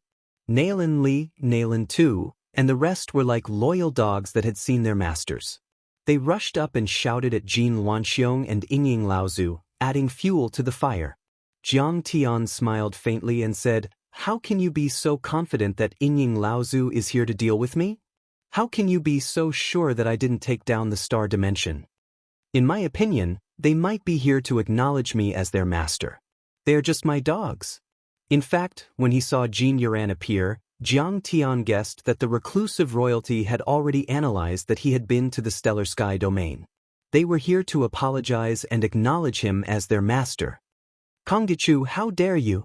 The moment he said that, Li Kwangkol, Zhu Shaochen, Jin So-hyun, and the rest could no longer sit still. They all shouted and scolded him. Even Lady Wu shook her head helplessly and sighed. "Kong Taechu, how can you be so arrogant? How can you be so ignorant of the situation? Can't you see what's going on? Even Ying Laozu is here." Seeing that Nailin Qinghe had become the target of many experts of the reclusive royal family, Nailin Qinghe instantly became more confident. She was arrogant and despotic to the extreme. Nailin Bo couldn't stop her no matter how hard he tried. She shook off Nailin Bo's pole and strode forward. She pointed at Jiang Tian's nose and said in a mocking voice, "Kong Taechu, how dare you attempt to kill Jin So-hyun and Ing Su? How dare you challenge the authority of the reclusive royalty? Now you, Kong Taechu, are the enemy of the entire Wuxia reclusive royalty. You've brought disaster to the world, and everyone has the right to punish you. No matter how strong Kong Taechu is, are you a match for Ying Laozu, reclusive royalty and all the experts of the Dragon Guardian clan? If you have the guts, then let's fight." This woman was truly murderous. Originally, Jiang Tian only wanted to kill Jin So-hyun, who was trying to snatch Sidoni's dojo. He also wanted to teach Ing Su a lesson. But when she talked about it, Jiang Tian became a villain who killed people without batting an eyelid. When Jiang Tian saw this, he couldn't help but shake his head and sigh. He sneered, "Alas, I've given you the last chance. I didn't expect. Well, this is good. In the future, no one will say that I, Kong Taechu, am an ungrateful person." Jiang Tian was a righteous person. In the celestial realm, he had once helped that family become the emperor of a secular country with a bowl of porridge. They enjoyed 3,000 years of glory and glory. This time, he had done everything he could for the Nailin family. At the last moment, he still gave the Nailin family a chance. Kong Taechu, the reclusive royalty, has come out in full force. Why don't you surrender? Give up Sidoni's dojo, and I'll spare your life. Otherwise, when the ancestors of the dimensional world descend in the future, killing you will be as easy as killing a chicken. That's right, Kong Taechu, a wise man submits to circumstances. You killed an important person in the stellar sky domain.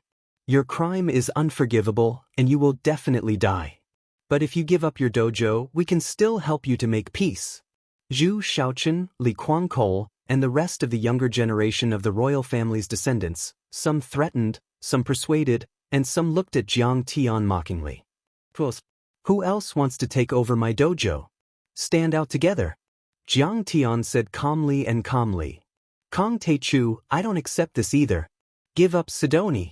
At this time, another royal family's martial artist stood out. 2 fists are no match for 4 hands. Do you think you are a match for us?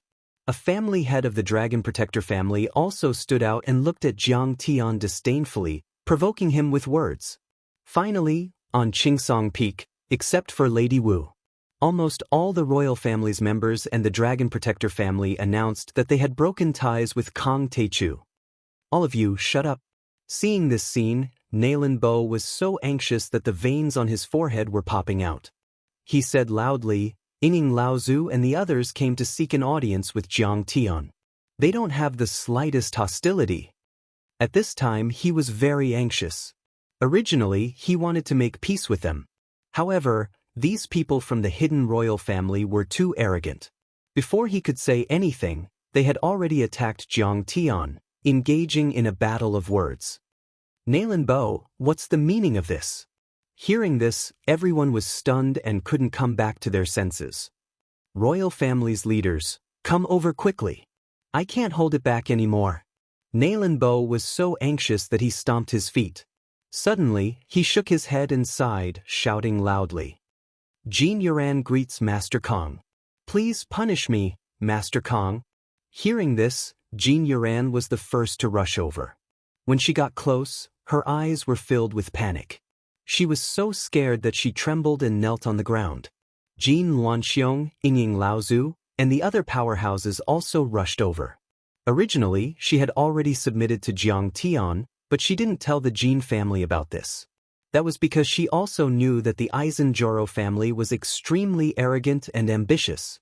If she had told them, the Aizenjoro family would probably have immediately become enemies with Kong Teichu and Tianqing School and declared war on them. If that happened, the Aizenjoro family would have been doomed. Moreover, the royal family was ruthless and cold. If she angered the higher-ups, she might even be executed. Therefore, after Jin Yuran returned from Tongtian Valley, she chose to go into seclusion to improve her cultivation and gain the right to speak in the family. In her opinion, Heavenly Star's small world was too strong. After Jiang Tian went in, it would probably take a few years or even decades before he had any hope of defeating Star World. It was even possible that Jiang Tian would die an unnatural death. If Jiang Tian died, then her attitude would also change. She would no longer be on Jiang Tian's side. Therefore, to Jin Yuran, her best choice was to hide everything and make up a story.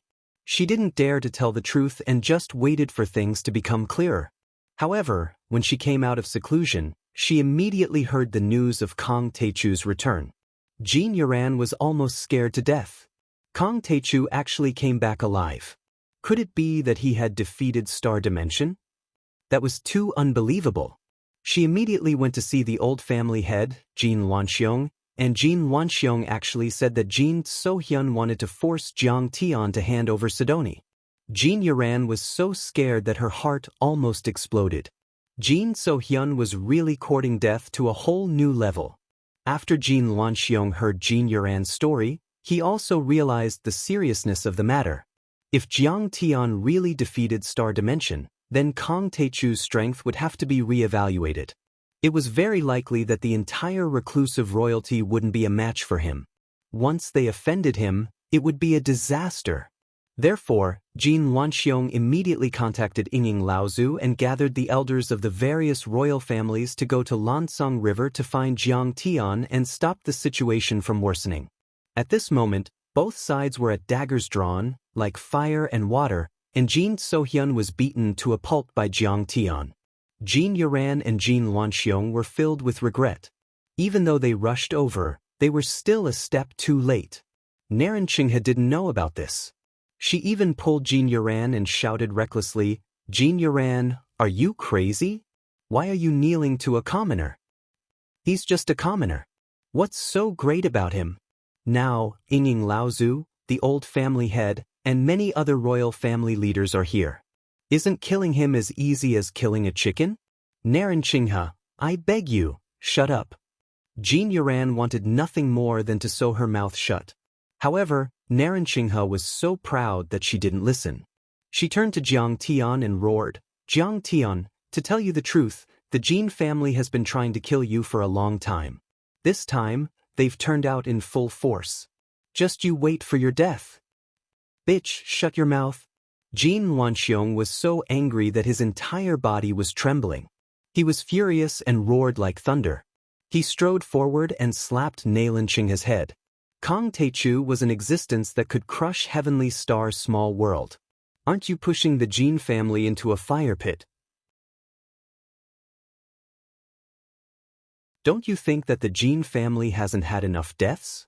Do you want to completely exterminate the Jin family? Bang. Narenqinghe was only at the transcendent realm.